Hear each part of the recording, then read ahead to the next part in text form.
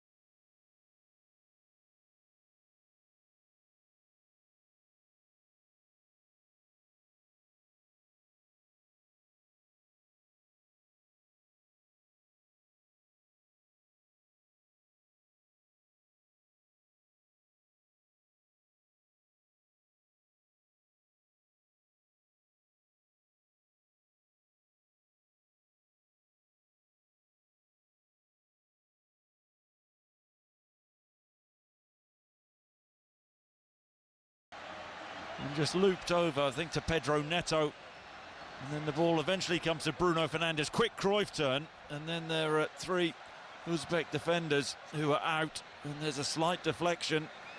Really good block in the end, important block. So João Cancelo is over to take the corner for Portugal on the left. The 3 tiers behind that goal away to our left, jam-packed with Portuguese fans in the red currant shirts. Cancelo's low bouncing cross, awkward one.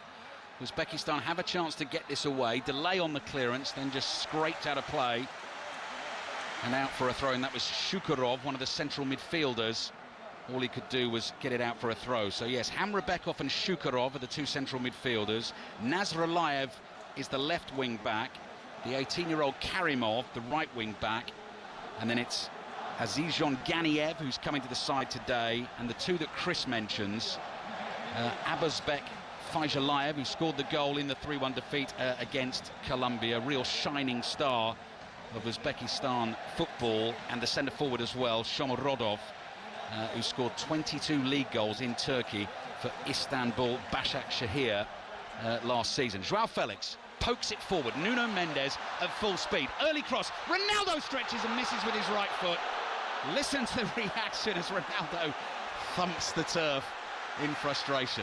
Yeah, he really wasn't far away. We're going to see João Felix. He plays on that left-hand side for Portugal, but we'll see him come inside. Nuno Mendes motoring on the left-hand side, and the early cross, Ronaldo, that got a slight touch on it. He's at the far post, but not the touch he wanted. First half chance of the game for Cristiano Ronaldo. 4 minutes in Houston, 5 Live and BBC Sounds. Portugal 0, Uzbekistan 0. Well, one thing I wanted to ask you, I mean, they changed ends before kick-off. I don't quite understand why they did that. It's not like there's any wind in here or anything. Why would they do that? Win the toss playing towards a certain end, I don't know. No idea. Win the toss back first. Vitinha across to Ruben Dias. Ronaldo tries to flick one round the corner, finds Felix. Here's Bruno Fernandes running away to his left-hand side, turns, curls a cross in, that's headed away, out of the Uzbekistan penalty area. Chased down the right-hand touchline. Bruno Fernandes, good defensive work. Roberto Martinez, his manager, applauds. Well, it's a pummeling, isn't it, these early, well, first few minutes. Portugal, they started well against DR Congo, actually. Got the goal and then sort of switched off a little bit, became a bit lax, but no, fast start, intense start from Portugal. Roberto Martinez would have demanded that. Long ball hoisted forward, awkward for Vega, felt he was pushed over. I think the referee would have given the free kick, but it's come back to Diogo Costa. Oh no, it is a free kick. And Vitinha is back there just in front of his own penalty area and knocks a little pass to Ruben Dias. I bumped into a fellow Englishman in the lift in the hotel this morning. He was here for business. I asked him if he was going to come along and try and catch the game. He said he'd been looking at tickets online this morning and the cheapest he could find was for $1,700 US. And I said, well, to watch Cristiano Ronaldo playing in his 6th World Cup.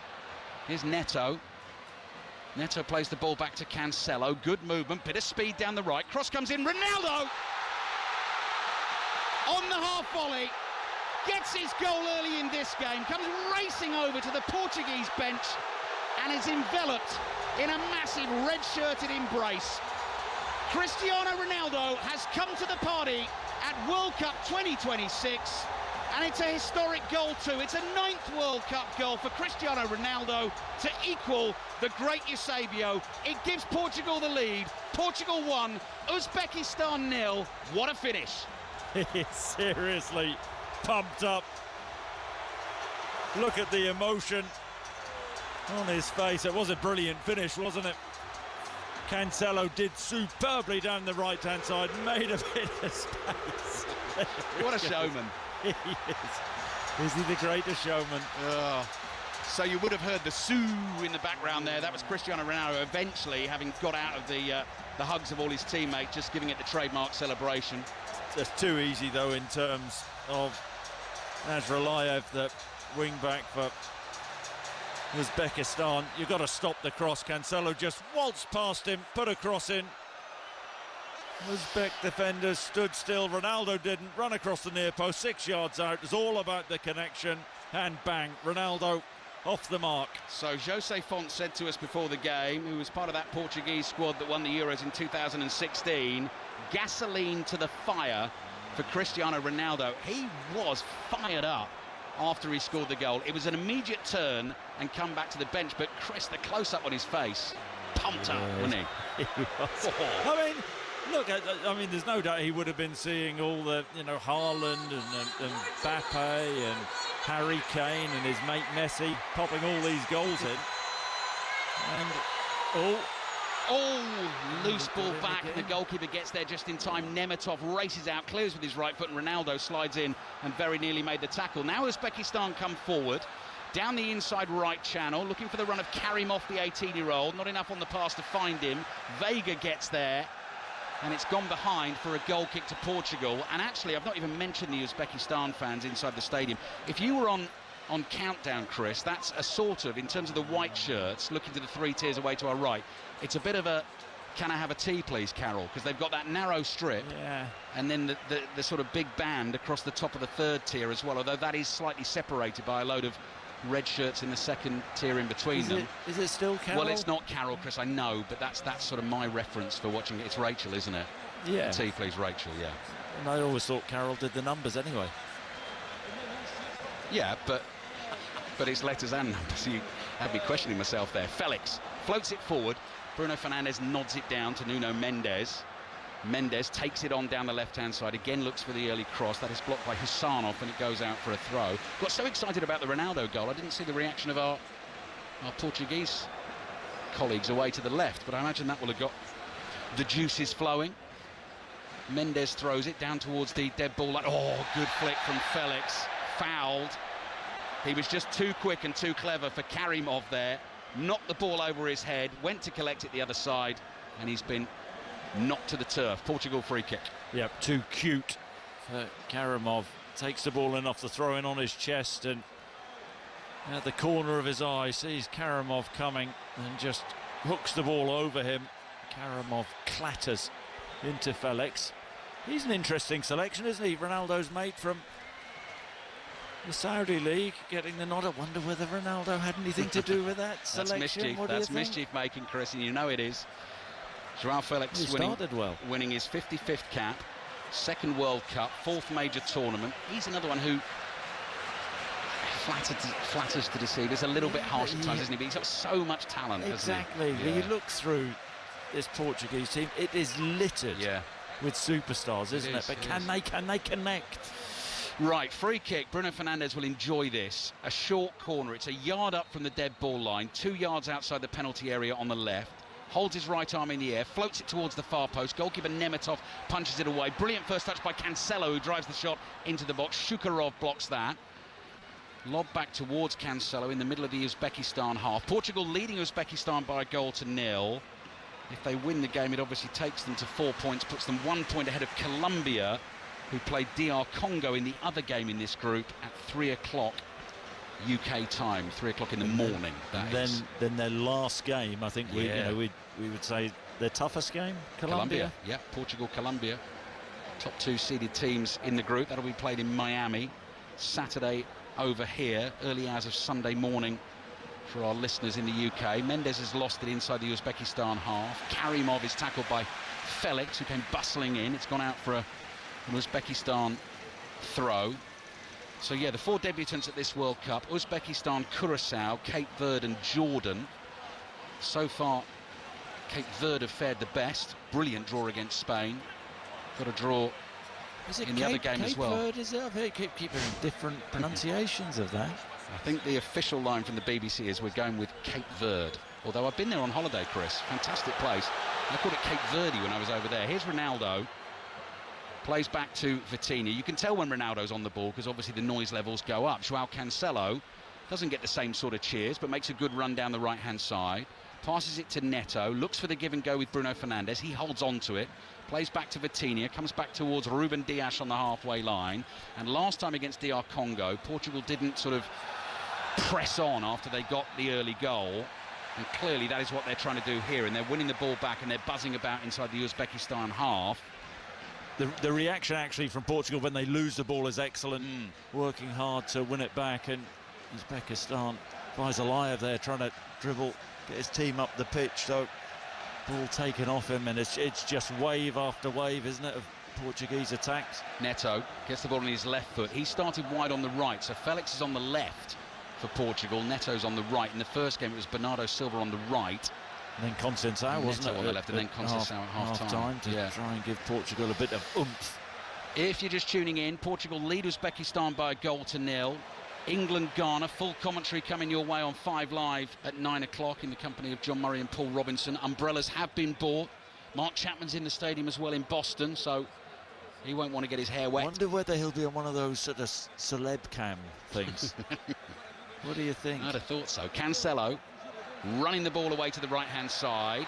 He's lost it here, and a chance for Uzbekistan to come forward. Early ball looking for the centre-forward, Shomurodov. Goalkeeper Costa read the danger out quickly, clears for Portugal.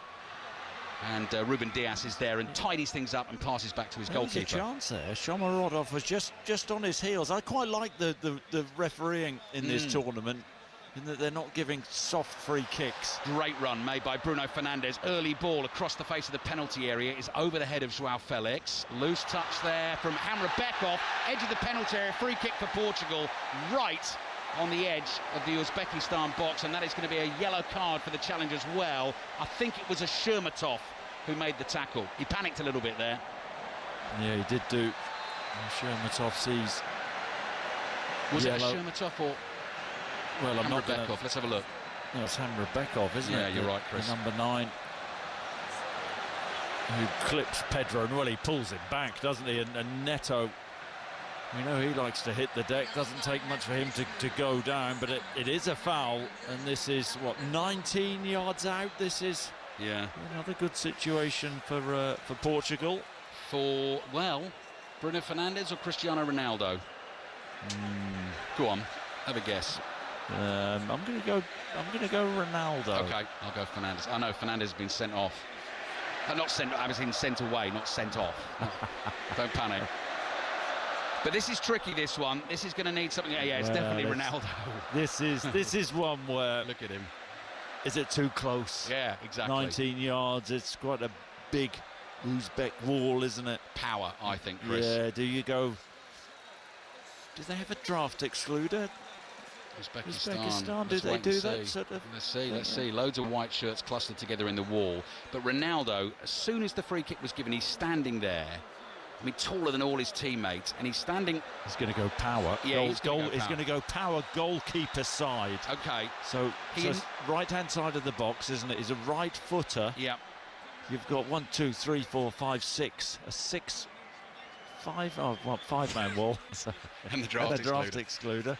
But he stood over the ball like a statue, with his right foot sort of almost like a finger on the trigger, poised to kick it. Sort of envisioned what he was going to do, has taken 5 deliberate steps back, massive deep breath, waits now for the referee's whistle. Portugal have got their own 3-man wall just to the right of the Uzbekistan wall. Nightmare for the goalkeeper here, because this is going to come at serious pace from Cristiano Ronaldo. Can he find himself a second goal?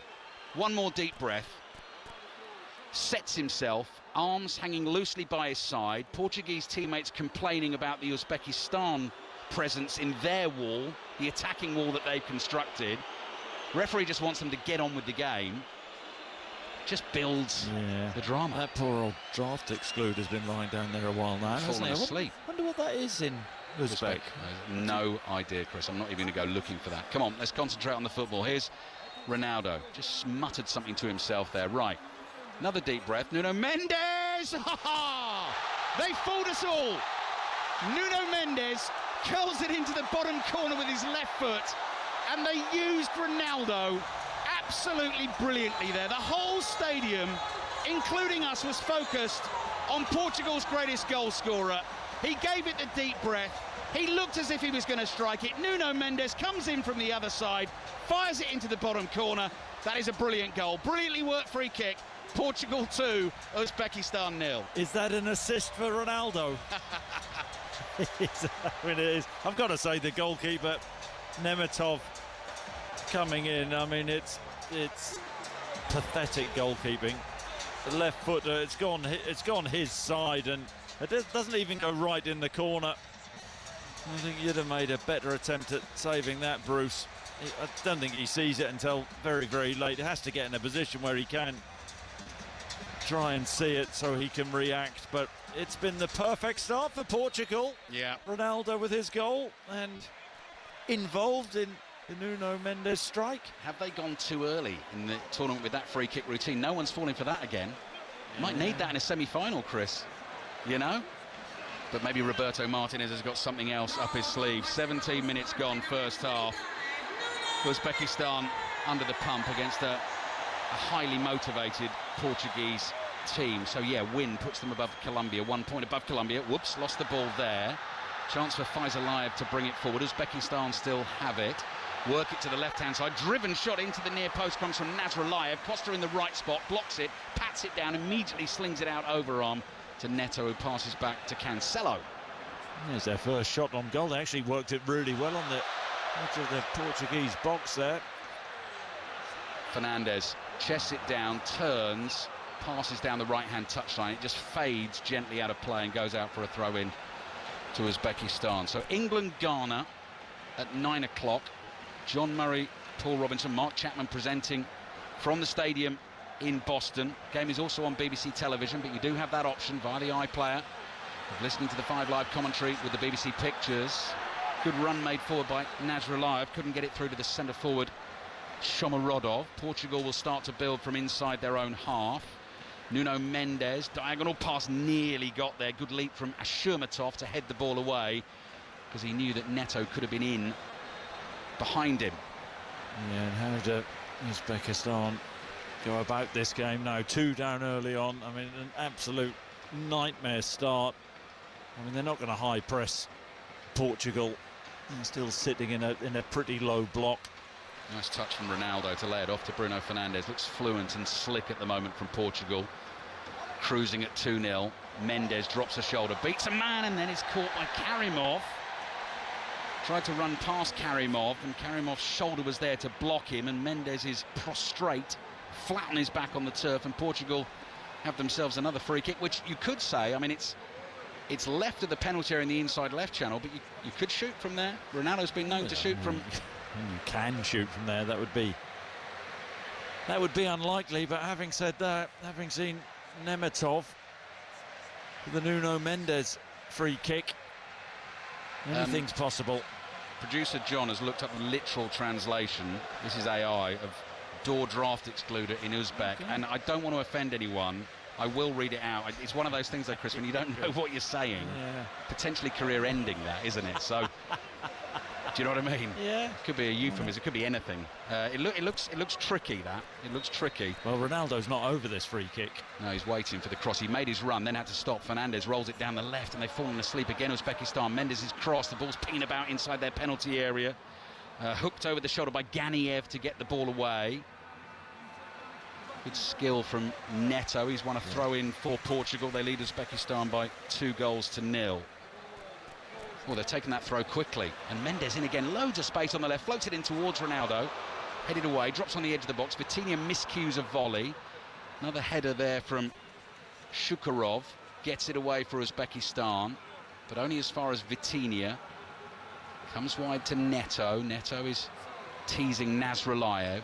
Drag back with the left foot, step over, gets it onto the right. Lobbed across to the far post, and Ronaldo had made his run to the near post, so had Felix, so there was no one there for Portugal. And then they've lost it at the back, Uzbekistan, and Karimov's got himself in a bit of a pickle there. Here's Fernandez. Fernandez bumped to the floor as he tried to play his pass. Referee looked to play an advantage. He has given the free kick, and Uzbekistan just looking a little bit... But they're ragged. They're an absolute rabble. I mean, some of the things which have happened in this game so far, getting done off a quick free kick there, Bruno Fernandes into Nuno Mendes, nobody tracking the runner, the throw in early on, which led to the Bruno Fernandes chance. Really basic defending. They've not switched on at all. I mean, this could end up as anything right now. 2-0 to Portugal, it just depends. It's the kind of thing that would have Fabio Cannavaro tearing his hair out.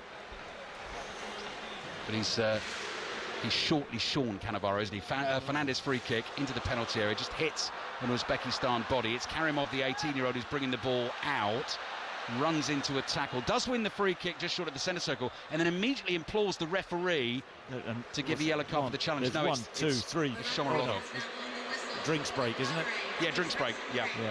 Shomorodov, I beg your pardon, not Karimov. Shomorodov, who won the free kick and was then complaining he was barged down and they were on a counter-attack and it should have been a yellow card. But you're right, Chris, Uzbekistan so far don't really know what's hit them and have been a little bit all over the place. 2-0 down. I mean, they were hoping coming into this game that they could have been the Houston spoilers, but that hasn't been the case.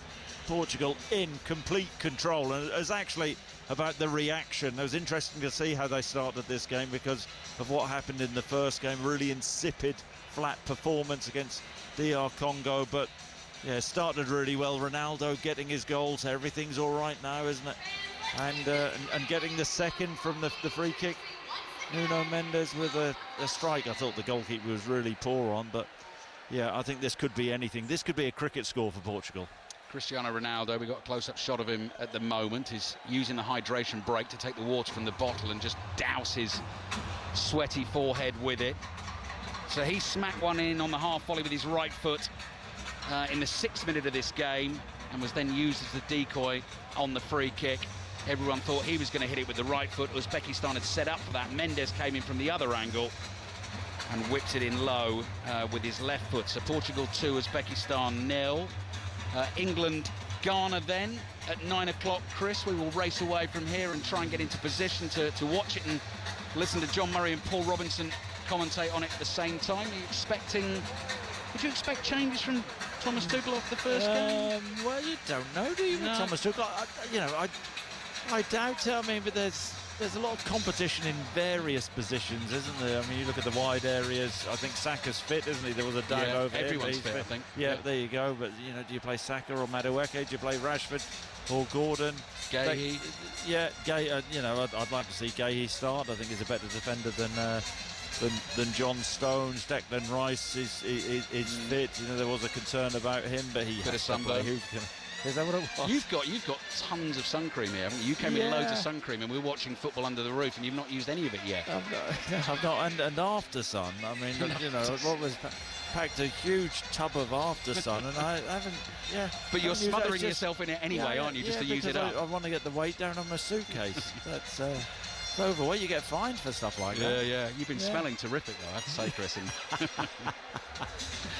Right, we're just about to get back underway. Hydration break didn't get booed there, I don't think. But it has happened. It certainly happened yesterday in Argentina, Austria. Yeah, so don't miss England, Ghana. I know you won't. Mark Chapman presenting live from the stadium in Boston. Kicks off at 9 o'clock UK time. Pepe is here to watch Portugal in his smart suit. On Celebrity Watch, Pepe. What a defender. Did you play against? Did you play against him? Must have done. I mean, he was a dark arts defender, wasn't he? Or Karimov. Looks like he might have been blocked by Nuno Mendes. Assistant referee agrees. Free kick for Uzbekistan. I've got to say, Karimov, he's a bit of personality about him. He's made some poor decisions. He gets stuck in, doesn't he? The young right wing back for Uzbekistan. Only his fourth cap. He's just 18. He's taken that free kick from the right. He's floated it across the pitch back into the Uzbekistan half to a Shermatov, the centre back. In the middle of those three centre backs is Abdullayev, the number 18, and then Husanov. In fact, Husanov's taken up position now in the middle of the back three, and Abdullayev has come out to the right-hand side. As Shermatov chests the ball down, nearly lost it to Bruno Fernandes, runs away from him anyway and goes out for a Portuguese throw. Abdullayev, for me, is the big Uzbek. Whenever you listen to 5 Live Boxing and Steve Bunce talking about giant heavyweights from Uzbekistan, he always goes with the big Uzbek. And Abdullayev, for me, number 18, just watching the warm-up, he's my big Uzbek in this team. I think that, I mean, you clearly know far more about Uzbekistan than me, but I mean, they're a country where combat sports are their thing more than football. Costa, Portuguese goalkeeper, sweeps the ball away with his left foot. Here's the big Uzbek, Abdullayev, brings that down beautifully. Good touch for the big man. Karimov, diagonal ball. Portugal have got it covered.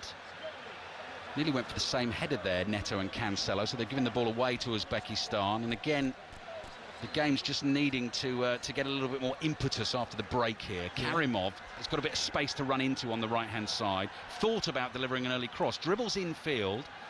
Lays it off to Hamrabekov. He plays across to Shukarov. Rolls his studs over the ball. Cross comes in from Nasralliyev towards the far post. Centre forward Shomurodov tries to get on the end of it. Cleared away by Portugal, but Uzbekistan pick up again. Pass into midfield finds Hamrabekov. He's down. Caught by Vitinha on the ankle. Vitinha protests his innocence. That will be a free kick to Uzbekistan. Portugal 2, Uzbekistan 0. Once again, you mentioned it, the drinks break, hydration break, and Portugal have just wandered out, haven't they? Really haven't got going from such domination. Uzbekistan, it's only a couple of minutes. I expect Portugal to start taking control again. Uzbekistan have played themselves into trouble just inside the Portugal half.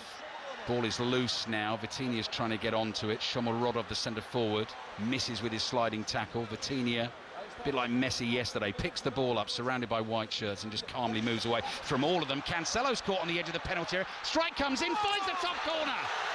That is a fabulous goal for Uzbekistan. It's Ganiev who has rifled it, arrowed it beyond Diogo Costa.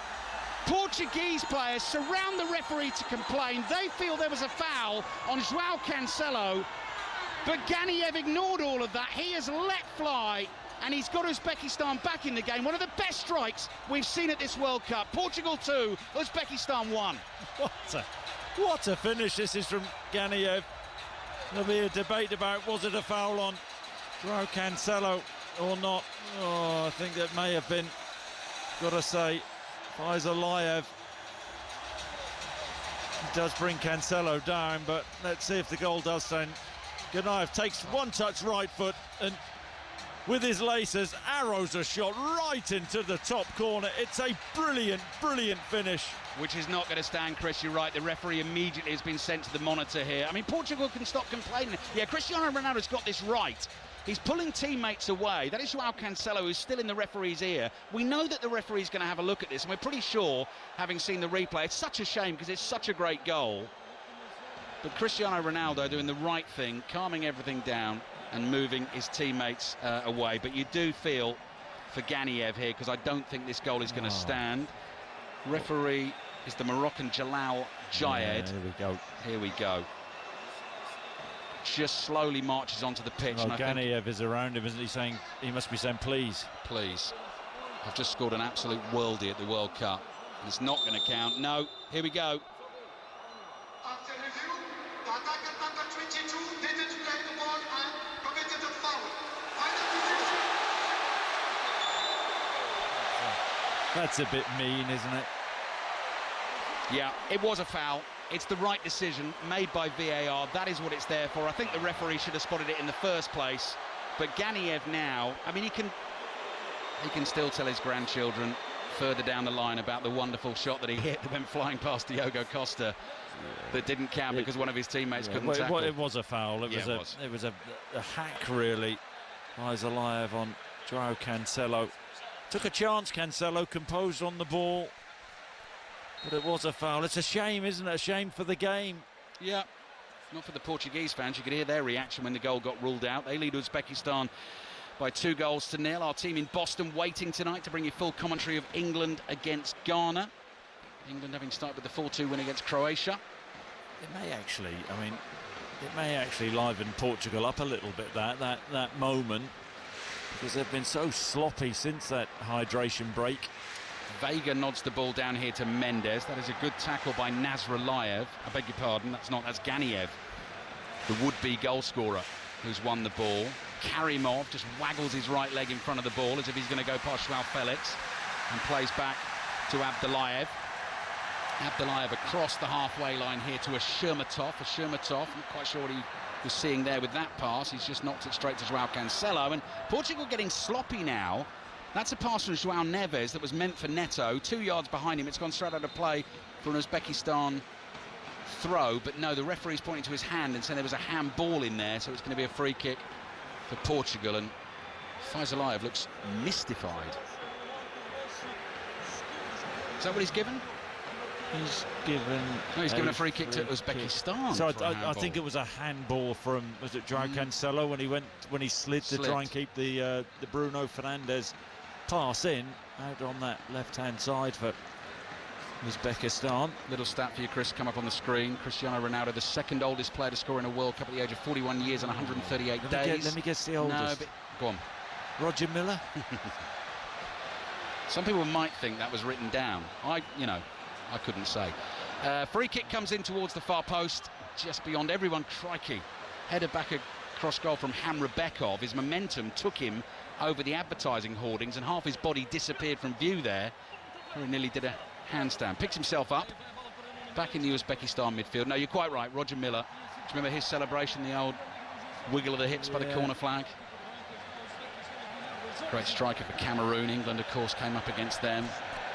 Real humdinger of a game, wasn't it? Italia 90, they eventually won by 3-2 on their way to the semi-finals. Abdullayev caught by Joao Felix. Free kick for Uzbekistan in the right-back position.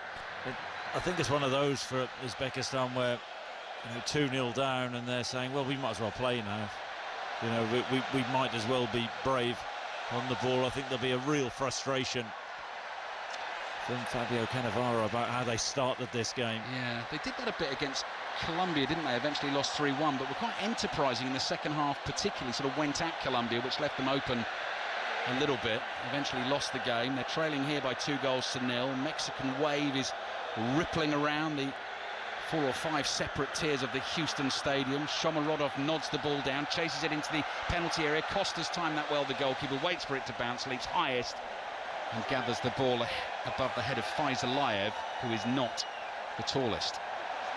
Mendes plays back to Vega.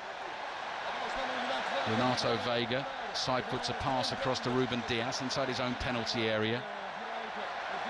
Vitinha goes roaming with the ball at his feet, fires it out low to the right. Neto down the right-hand touchline, well blocked, and goes out for a throw-in to Portugal. So just over 10 minutes left in the first half. Goals from Ronaldo and Nuno Mendes with only his second goal for his country, and it's come at this World Cup. Here's Portugal 2-0 in front. Mendes, middle of the Uzbekistan half, on the left. Vega forward to Fernandez, laid off to Mendes, infield looking for Felix, wasn't enough on the pass, allowed the defender to get in and clear. Mendes turns, he's caught there on the ankle, tries to keep going, and the whistle is blown, and Mendes immediately picks himself up, and Portugal take the quick free kick. And here's Vitinha, curling pass low, finds its target, which is Neto. Neto's going to step on the afterburners, leaves the full-back for dead, gets the cross in, that's blocked and volleyed away, and Vitinha heads the ball infield. Shomurodov goes chasing. Vega's misjudged that, it's gone over his head, and Shomurodov is on the charge for Uzbekistan. Lays the ball to his right-hand side, looking for Ganiev. Mendes had followed back, made the interception. Costa clears with his left foot, and it doesn't go out of play, and that's a lovely little flick from João Neves. Similarly from Bruno Fernandes, they've worked that quite superbly. First time passing has got them away down the left-hand side. Ronaldo starts to make the run in the middle. Felix with the outside of his right foot, wrong ball. Bruno Fernandes has made a great run into the channel there. I think he might have been looking for Ronaldo, didn't find either. Yeah, it was a shame really, because they broke brilliantly, Portugal, and João Felix, I think he could have played the ball earlier actually to Ronaldo. Pedro Neto on that far side. Felix attacking down that left-hand side for Portugal. As a mismatch, Neto against Nazralayev in that wide area, wide right for Portugal. Clever lead from João Neves. Ball to Bruno Fernandes. Ronaldo's gone down. No, you can't tackle him. Well, he's still down. He's hurt. He's rubbing his side of his right knee, and Uzbekistan have put the ball out of play in consideration for Ronaldo. Look at him complaining. I like that from the ref. Get up. Yeah.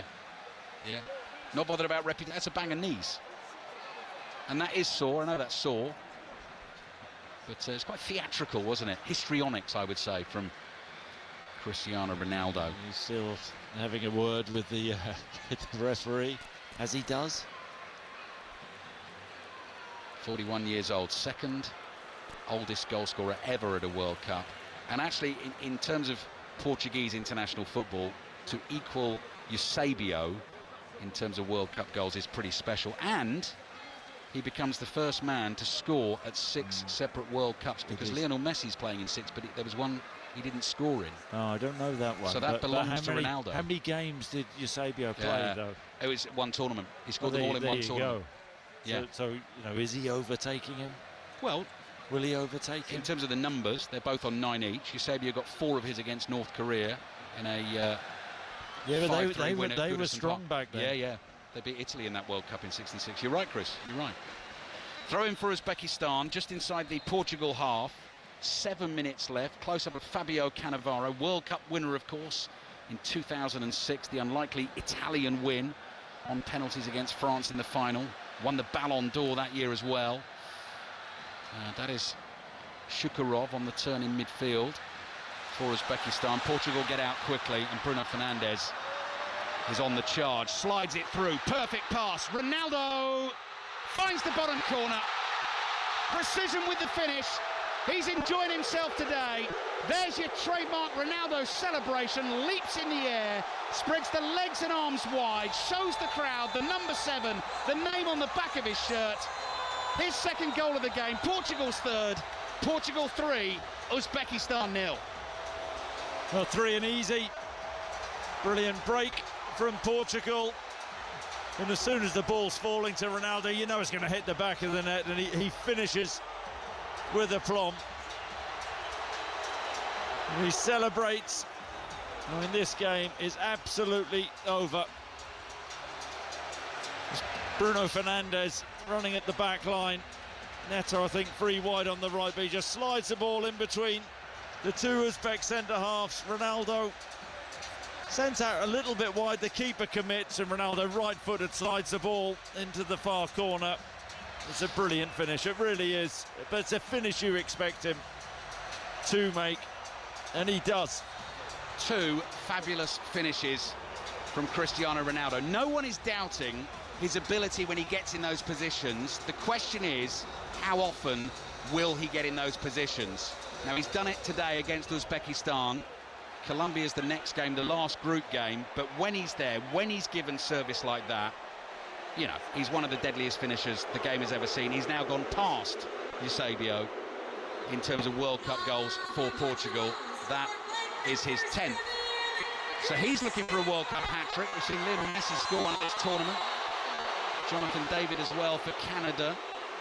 Ganiev's ball forward, that's well read by Cancelo, clears out for an Uzbekistan throw. I mean, the way things are going, he could get 5 today, couldn't he? Would you take him off and rest him, Chris? Well, you don't take him off on 2 goals, I don't think. I don't think Roberto Martinez is doing that when there's a World Cup hat-trick in the offing. Does have one of those to his name, scored 3 against Spain. You had that game, 3-3 in the group stages against Spain in Russia 2018. You can't remember which game you were at last week. If you were there, I was... No, I wasn't there. Yeah. I wasn't there. I probably wasn't then. Vitinha on the ball for Portugal. So what's the plan going to be for Portugal now? Are they going to try and press on and score a boatload of goals? Cristiano Ronaldo has 2. Portugal have 3. 5 minutes left in the first half. Uzbekistan in the white shirts just stand off Portugal at the moment. Vitinha crosses the halfway line under no pressure at all. Low ball across to Diaz. Bruno Fernandes. Challenge comes through the back of him. Advantage played. Ball drops to João Felix. Hits the effort wide with his left foot. Bouncing ball, was looking for the far corner. Could have gone for the cross to Ronaldo, but Ronaldo gives him the thumbs up and says, you're entitled to have a go. Yeah, ball in behind. Good run from João Felix. And then, yeah, left-hand side of the box, trying to help the ball over the goalkeeper, I think, into the far corner. I mean, it's been a much more committed display from Portugal, but it is, we saw in the first game, it's a bit hard to judge because of the level of Uzbekistan. I mean, some of the players, quite frankly, look well out of the depth. First World Cup for them. Trailing here 3-0 and in a spot of bother. They've given the ball away. Bruno Fernandes, Ronaldo on the hat-trick, feeds it in here to João Felix, tries to take it past the defender on the edge of the box, couldn't get through. Uzbekistan looking for their centre-forward, Shomurodov. The pass is intercepted by Renato Vega. That was João Neves who was caught as he played his pass, but again the referees let it go because Portugal are building an attack. They're midway inside the Uzbekistan half. Vitinha, bouncing pass out to the right. Neto comes speeding in from that side, rolls it to Cancelo. His curling cross is behind João Neves, and Shomurodov is able to float it away with his left foot, and chasing back is Vitinha here, and he pokes it back on the half volley to Diogo Costa. Producers on South, and we'll just lean to my right-hand side.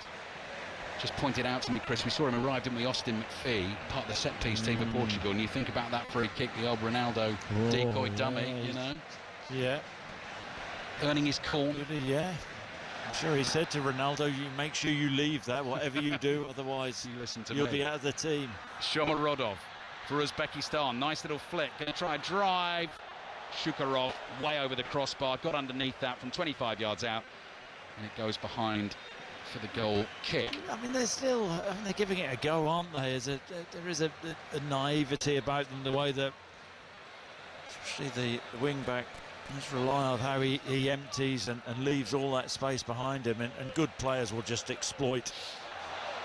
Just enough on the header there from Karimov to get it back to his goalkeeper, otherwise Felix would have been able to pounce. Shukarov, who just hit that shot, used to play his club football for Sharjah. He was known there, Chris, as the Uzbek Professor because of how well he read the game, how intelligent he was as a player. It was Arsene Wenger, wasn't he, who was called the Professor as well. I think he was dubbed the Professor by some. Nuno Mendes battling for a ball in the left-back position for Portugal, furious that it's been given as an Uzbekistan throw. We've got a minute or so left at the end of the first half and a bit of added time. Portugal cruising here, leading Uzbekistan 3-0. Shomurodov, the centre-forward, lays it back to the Professor, Shukarov. Little pass to his left, that's Shomurodov, the centre-back. Wide it goes to Nasrallah. Back to Ashurmatov and back to Shukurov again. Pass into midfield. Portugal just starting to push Uzbekistan back here, but Uzbekistan do have the ball. That's Faizalayev with his layoff to Nasralayev on the left. Given away. That's Joao Cancelo. Great skill to get away down the right. Chased by a couple of players in white shirts who do enough to knock him off the ball and win possession back for Uzbekistan. It comes all the way back to the goalkeeper, Nemetov, who immediately fires it downfield. Header is won by Ruben Diaz. Renato Vega plays to Nuno Mendes. Mendes going for the early long one, looking for the run of Bruno Fernandes. Headed away by Ashurmatov. Pass into midfield finds Hamrabekov.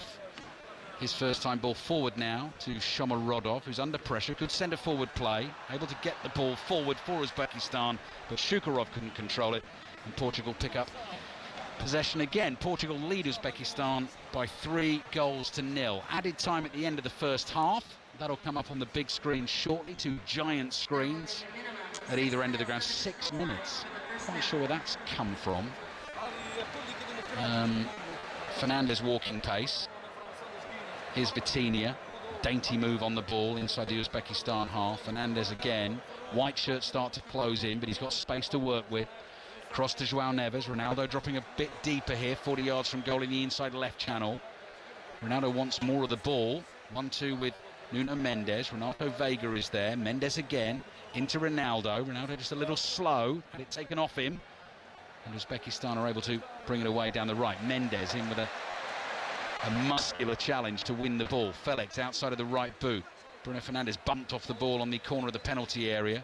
Cleared away up towards Shomorodov, having a very physical battle with Ruben Diaz, and that's a foul by Diaz. And we know he can play. Shomorodov. When you look at the clubs he's played for, Genoa and Roma, holds the ball up well, uses his physique really well, backs in, tries to get his team up the pitch. The key for Uzbekistan is when the ball does go into him, he needs a bit of youth in and around him to work off his knockdowns. Got another great stat for you coming, Chris, just before half-time. I think you'll enjoy. No, I think you will enjoy this one. Portugal 3, Uzbekistan 0. Nasralayev, Shomorodov takes a touch, edge of the penalty area, rolls it in here, right-footed effort is blocked from Hamrabekov. Good defending, that important defending. Otherwise, Costa was going to have a save to make, and what was that, offside? No, if the referee wasn't a ball hit the referee. That was a good block, wasn't it, from Vega? Once again. You might be able to just pick up a little bit of Portuguese radio commentary in the background there. There we go. Speaking into the red microphone. Patriotic red microphone away to our left. Here's Ruben Diaz. Portugal leading 3-0. England-Ghana on the way on 5 Live. Also available on BBC Sounds if you're on the move. The game kicked off at 9 o'clock this evening. Vitinha plays wide to Cancelo. Cancelo looking for the early ball in. Neto had made the run in the middle, but that was blocked and it goes out for a throw. So Cristiano Ronaldo, here's your stat, Chris, is now Portugal's oldest and youngest goal scorer at the World Cup. 2 other players have the same record for their country. Michael Laudrup of Denmark and Lionel Messi of Argentina. Youngest goal scorer ever at a World Cup, oldest goal scorer ever at a World Cup. Just speaks for the brilliance of their careers. I think Mendes, that's a foul. That is a free kick for Uzbekistan. And Harry Kane will have his chance to try and get amongst the goals again against Ghana this evening. 2 for the tournament already. Level with Gary Lineker now on 10 goals scored for England at the World Cup. Uzbekistan got to be careful they don't lose this in midfield. That's Hamrabekov. Ronaldo's in with the tackle. The ball comes spinning off his right boot. It's chased by Joao Neves all the way down to the corner flag on the right. And it goes out for a throw-in to Uzbekistan. So we played almost 4 minutes of the 6 minutes of added time end of the first half. Uzbekistan have the ball in the, left-back position. Ashurmatov just wasn't looking there, and the ball's just run off his left boot and gone out for a throw. Certainly wasn't assertive there. Ashurmatov went off the ball. Yeah, it'll be interesting to see what Roberto Martinez does at half-time, whether he rests a few. This game is pretty much over. Yeah, we're going to be out quickly at half-time as well. Starting the build-up to England-Ghana in Boston. Mark Chapman presenting from the stadium. Full commentary here on 5 Live. We think Portugal have got this one wrapped up. Might be a question of just how many they're going to score. Late in the first half, Cancelo fizzes a low cross in. That was well defended at the near post, but Cancelo is eager to win it back and does so. There's João Neves looking for Ronaldo. Ronaldo just didn't quite get started with his run towards the far post, and it's smashed away downfield. Vega challenging for the ball. Handled the centre forward well and got his right leg out to make the clearance. Nearly lost a left boot in doing so. João Felix, little nibble from the 18-year-old Karimov there, who, as Chris was saying, has got a bit of personality about him in the Uzbekistan midfield. So a minute left in the first half. Ball forward to Bruno Fernandes. Will Ronaldo get a first half hat-trick? No, Felix's pass is just beyond him. Ronaldo can't get there, and it's cleared up towards the halfway line. So before we hand it back, Chris, I guess stories about Ronaldo again. First half, isn't it? And a better Portugal performance. Yeah, but I mean, it was important. I mean, going into this game, Portugal under a bit of pressure. You know, could they perform? They have done. There's been a bit of a mismatch. Here they go again. Here's another one. Cristiano Ronaldo free in the middle. Cross comes in. Oh, did the goalkeeper catch him? Ronaldo got the touch. It's cleared off the line. Ronaldo with a little dinked finish. Goalkeeper came out to meet him. The ball went spinning in the air. And it was cleared off the line with a millisecond to spare. It remains 3-0. Was he caught as well, Ronaldo, in the process? A wry smile on his face. As Cancelo isn't on the right-hand side. He's had the freedom and the right early cross in, and Ronaldo just dinks the ball, lifts it superbly, little stab up. And no penalty. As Husamov, who gets back and clears it off the line, I think it was creeping in. Oh, I think it was. That would have been the hat-trick, and there's the half-time whistle, and there's a wry grin on Cristiano Ronaldo's face, but his World Cup has brightened. Portugal have played much better in this first half. They win this game, they will be clear at the top of the group by a point ahead of Colombia, who play DR Congo later on. And the man at the centre of the story, as he always is, has 2 goals to his name. He is the record goal scorer for Portugal now. As well. Only 3 players have ever scored, obviously, on their 100th appearance. That was Miroslav Klose, Luis Suarez, and now Kylian Mbappe. Some great company to be a part of. Achieving 100 caps for your country is super special. Scoring as many goals as Kylian Mbappe is doing on the world's global stage is even better. I'm going to raise a topic that is probably a little bit controversial, as you know, Adam. Okay. Whenever, honestly, if he says this, he is putting a rocket launcher there and he's ready to go here. Let me sit up right for Come on this then. one. I ain't messing around here. Kylian Mbappe impresses me so much when it comes to the international stage. I think only Lionel Messi is better than Kylian Mbappe when it comes to performing on the international stage from players who are currently playing. Cristiano Ronaldo is so far behind what this guy's doing on the international stage. For France, he looks like he's a better player than he is for Real Madrid. He's a winner. He wins the trophy. He's already won it as a teenager. He's won it. But scoring goals and playing the way he does do, he's so influential to such a top-class team that has so much pressure on their shoulders to once again win, to succeed, to get hands-on trophy.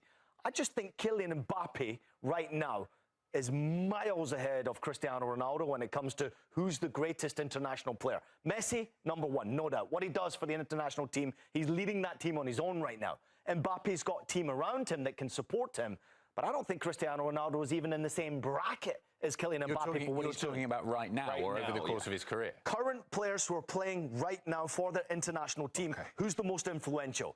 Lionel Messi, he carries that team on his back.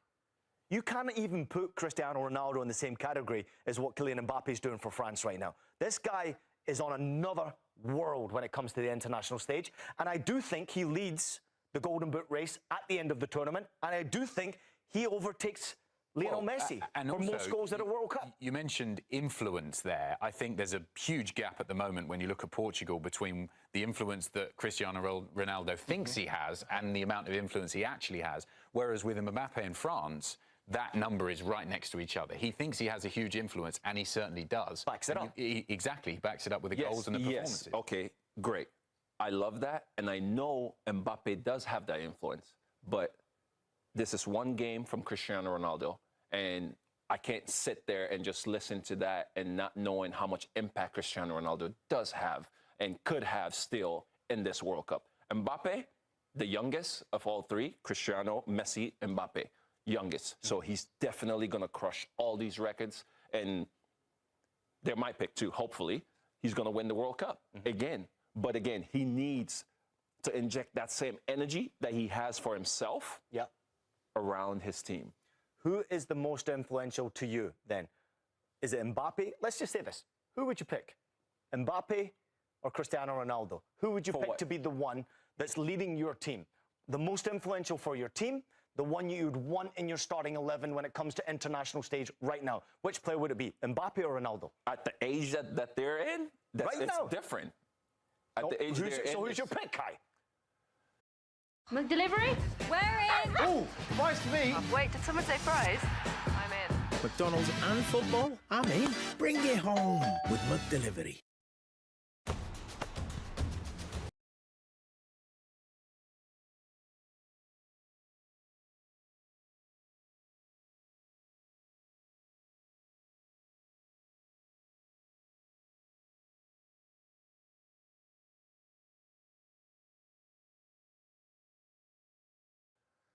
Cristiano Ronaldo. He hasn't scored. He's played one game. He hasn't scored in 10 major international tournament games. He hasn't scored. No influence there. I will give it to Mbappe. Right now, the way he's playing, but he's still not my pick. I want to see Mbappe having more influence around the rest of his teammates. Ousmane Dembele, a Ballon d'Or winner. I want to see him having more impact on that team. Great, he got a goal today. We love that. Olise, another great player. I'm sorry, I'm blanking out. No, you got it. You have all these guys around him that he can make better. And I see that more from Cristiano Ronaldo. But hopefully, Mbappe can see these things and want to make sure that he makes France better. I want to see the comments right now on YouTube. Speaking of comments, we've had one in, and someone actually agrees with you, Ian, which doesn't happen too First often. time. Agree with Ian 100%. This is that Dark Teta? Sorry, I can't read. Yep, Mbappe winning for France and winning at Real Madrid could go down as the greatest ever. Well, let's extend this conversation. How would you, and obviously there's a lot more to the Mbappe story to write compared to Cristiano Ronaldo and Lionel Messi. Who knows what number he'll end up on if he stays fit and plays at another 2 or 3 World Cups.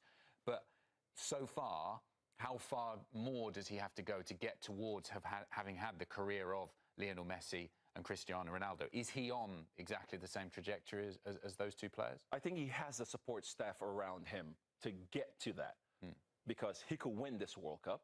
He could win another World Cup because we see that from France, that they do have the depth. France have 2 teams right now that can compete in this World Cup if they want. So Mbappe does have that. He has those players around him that could make him better. And so winning this World Cup will be something that could really put him apart from those guys. I'm going to challenge you, Kai. Who has the best midfield in this tournament? Portugal. Exactly. That's my point, right? So you're talking about influence from players when it comes to what you can do to everyone around you. Kylian Mbappe, I see, already is doing that with his team. He's just a piece of the France puzzle, right? Cristiano Ronaldo has the best midfield and one of the best creators in the game right now, Bruno Fernandes. And then obviously if you look at passing ability, what Vitinha brings to the game is simply exceptional. And then he's got wingers with pace if he wants, or if he has, a partner alongside him, it could be Gonzalo Ramos. He has immense quality around him, Cristiano Ronaldo. So I don't see that it being any type of an excuse that he's not influencing. Maybe the influence is sort of being taken away from him. What Kylian Mbappe is doing is he's playing his game, his way, and everyone else is also trying to match Kylian Mbappe's standards. But they're winning. Right? And now, of course, we talked about the substitutes, as you pointed out right there. The subs who came on, Ryan Cherki, Desiree Doué, Malo Gusto, Akliouche, Marcus Thuram. I mean, it's another starting 11 that could basically come on to the pitch for France and perform to compete for a World Cup.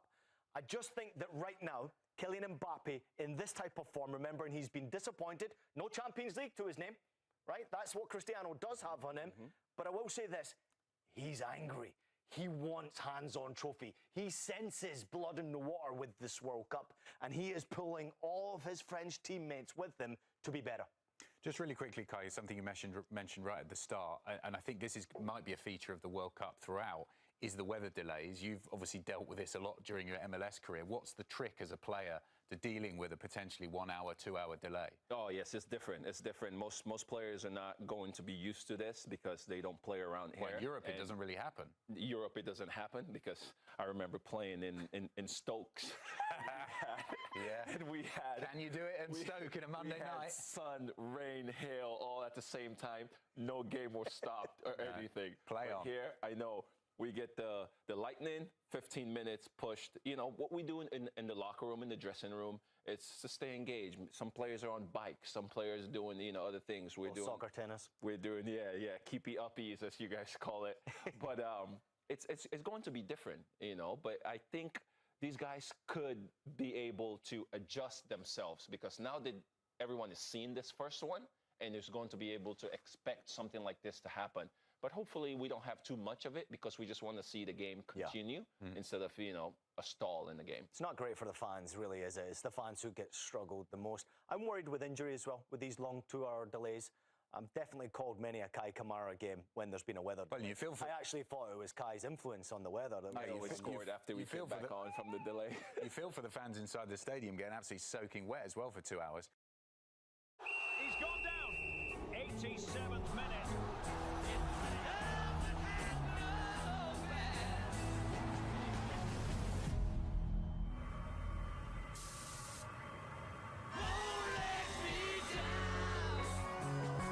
Sure, official sponsor of the FIFA World Cup 2026. Norway squeeze past Senegal 3-2 in their game in New York, New Jersey in Group I. I'd say it was a good performance, Kai, from Norway, but probably a little bit too close for comfort at the end, wasn't it? Yes, exactly. I mean, you say that it's a good performance for Norway. You could see the energy and the excitement in their faces at the end of that game, but obviously from the other side, definitely not happy with the performance from Senegal. And you can't just turn on the game at the last, 10 minutes left in the game and wanting to expect to have something. But, you know, it's good to see some characters from players like Sa, you know, performing the way he did. And somebody that also impressed me in that, it's Ibrahim when he came on from PSG. Really, really impressed me, his energy into the game. So hopefully those are some of the younger players we can see going on. But Senegal, overall, this was a disappointment. Like I said, I do not want to put this blame on what's been happening around the camp, but you can almost see it from the players that it's not enough. So a lot of credit to Norway for getting this points. Yeah, tough game, right? Very tough game. Very difficult for me to predict this one. I actually thought Senegal were a slight favourite for me actually going into this game. But I was disappointed with Senegal.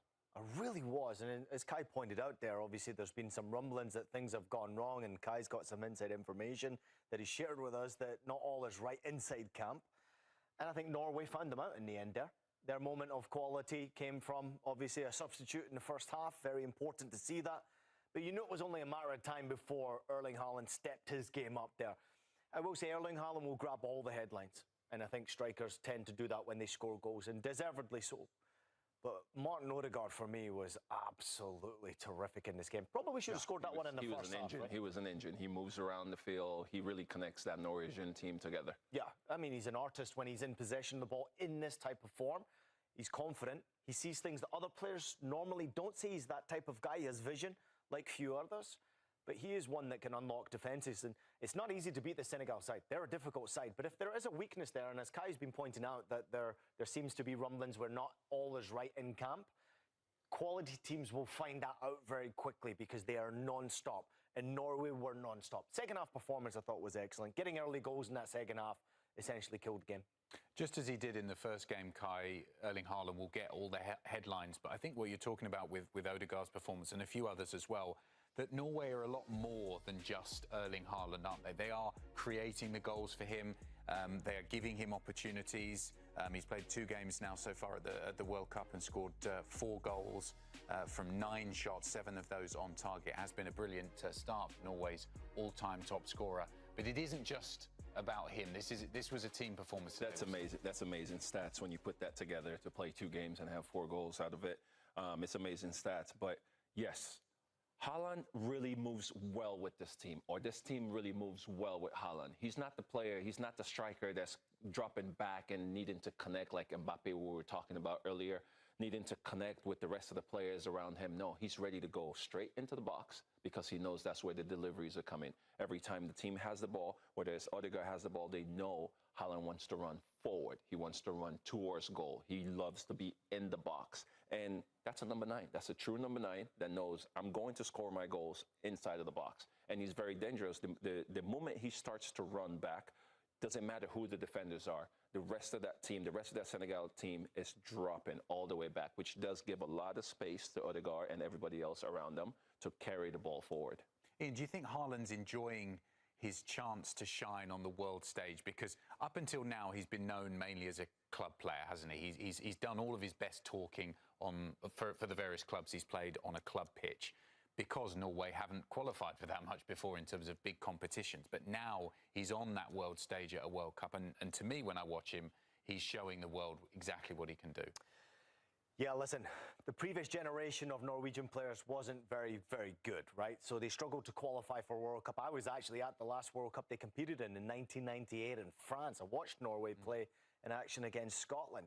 And that team had some quality players. Tor André Flo, to obviously say one, Ole Gunnar Solskjaer to say another one. Ronny Johnsen was in Ronny Johnsen, Henningberg. I mean, there's a number of good players. That generation was very, very good.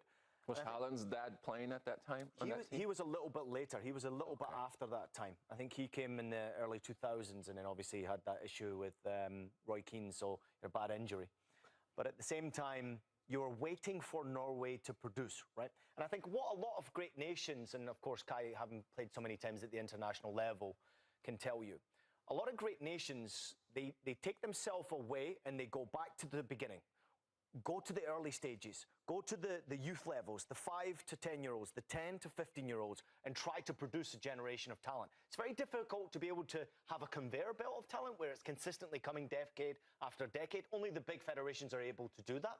But I think what Norway have done perfectly well is they've found generational talents in Odegaard and, of course, in the big man Erling Haaland. He scored more goals than he's played games for the national team. So to be able to take those talents and put them on the international stage, now, I could maybe say that because it's an extended World Cup, that's why they're there. But I want to see the best players in the world compete. I want to see Erling Haaland compete at the FIFA World Cup. I want to see Norway compete and their terrific supporters be at the World Cup. That's, to me, what FIFA World Cup's all about. And I would love to see Erling Haaland go on and score more and more goals, because it gives Norway a possibility of being a surprise team that can upset teams. I wouldn't want to face them because of the threat they've got going forward. And it's not just Erling Haaland and Odegaard. You've got Sorloth, you've got Oscar Bob, you've got Musa. I mean, they've got talented players that can cause damage to best defences in the FIFA competition. But still got to produce. It's really good, and it's really special to talk about Haaland in that state, because we talk about Mbappe, we talk about Messi, we talk about Ronaldo, and Haaland also was sitting there many years ago watching some of look for all the world that Roberto these players and seeing them and saying, wow, look at Ronaldo, look what he's doing, look at Messi, look what he's doing, and now look at what Mbappe is doing, and now Haaland's like, you know what, yeah, it's my turn, you know, like they said, hey, hold my drink, it's my turn to go out there and see what I can do. So it's really, really good to see him. He plays with such good energy, such, you know, positivity, and he could have had another goal. Hit the post. Shouldn't have hit the post. You know, that would have been good. But for Haaland, I really see this team. They've built, like when you talk about the Norwegian like federation and the system and everything they've done, for me, I see them that they've built a team around Haaland. And he's not frustrated about what's happening. And you don't see Odegaard frustrated about what's happening. They know exactly how they want to play. They stay compact. They stay behind the ball. Haaland is not used to that. He's at Manchester City, he's staying high, he's not defending as much, but he's coming all the way back to 35 yards inside their own box and defending there. But when they do get the ball, he knows directions, where to go to goal. It continues the intriguing race for the Golden Boot at this year's World Cup. Haaland adding another 2 goals to his account. If you were to make a bet, Ian, I know you're a betting man, between the big three, and someone else might come up on the outside and challenge them, but we've got Erling Haaland, Lionel Messi and Kylian Mbappe. Who's going to finish at the top scorer of this World Cup? You didn't even throw the Englishman in there, right? Well, Harry Kane, yeah, I forgot about him. So Harry Kane's still to come. How dare I? He's still got an opportunity. Kylian Mbappe, for me, will win the Golden Boot. Lionel Messi scoring incredible goals very quickly. I would expect Cristiano Ronaldo to say something about Uzbekistan in their game. I would expect him to get off the score sheet and eventually break that game where he's on a run of... Game in the group for both teams, both having won their first games as well. Commentary coming live from Boston. Mark Chapman hosting the show from there, and Paul Robinson will be joining us during the drinks break in the second half here to give us a little flavour of how it's all going in Boston. So make sure you listen to that. 30 seconds into the second half, the double change for Uzbekistan. Hamrabekov has come off, and so has Nasrulayev. Hamrabekov plays in central midfield. He came into the team today for Akmal Mozgovoy. Mozgovoy's come on at half-time, and Hoji Akbar Alijonov has come on the left for Nasrulayev. Yeah, well, Nasrulayev really struggled, didn't he, in those 1v1 duels. Well, I mean, you think of the first goal, Cancelo just breezed past him and got a cross in. And then Pedro Neto had the beating of him, didn't he? So no surprise with the change at left wing back for Uzbekistan. 2 hat-tricks scored at this World Cup. I did some very nerdy stats before the start of the tournament. We're up to 56 in total in all World Cups in the history of World Cups. There's only ever been one World Cup, Chris, where a hat-trick wasn't scored. Oh. Germany 2006, there was no hat-trick during that tournament. That's the only one. And we're now into the 23rd World Cup. We've had 3. I beg your pardon, we've had 2. I'm already giving Ronaldo a third goal there. Got to be careful with that. 90 seconds gone in the second half. So both teams have made the changes. Portugal have possession. And what sort of game are we going to see, I wonder, in this second half? Felix lets it run to Ronaldo. The ball just dribbles off the end of his right toe. Portugal win it back again. It's a thumping drive from the edge of the penalty area that goes fizzing over the crossbar from Felix and behind for the goal kick. It was a decent enough strike. 25, 27 yards out, right-footed.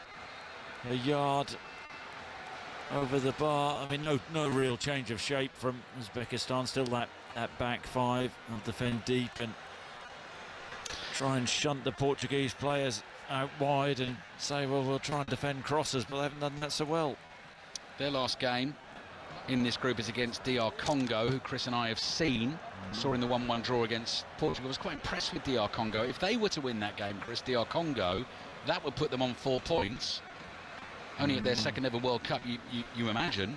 That would take them through. Pretty sure it would. Yeah, I mean, we're getting to the stage that the last games is going to be some crucial last games, isn't there? In the groups, and you'd think DR Congo, I think they seem to be a bit of a better outfit than Uzbekistan.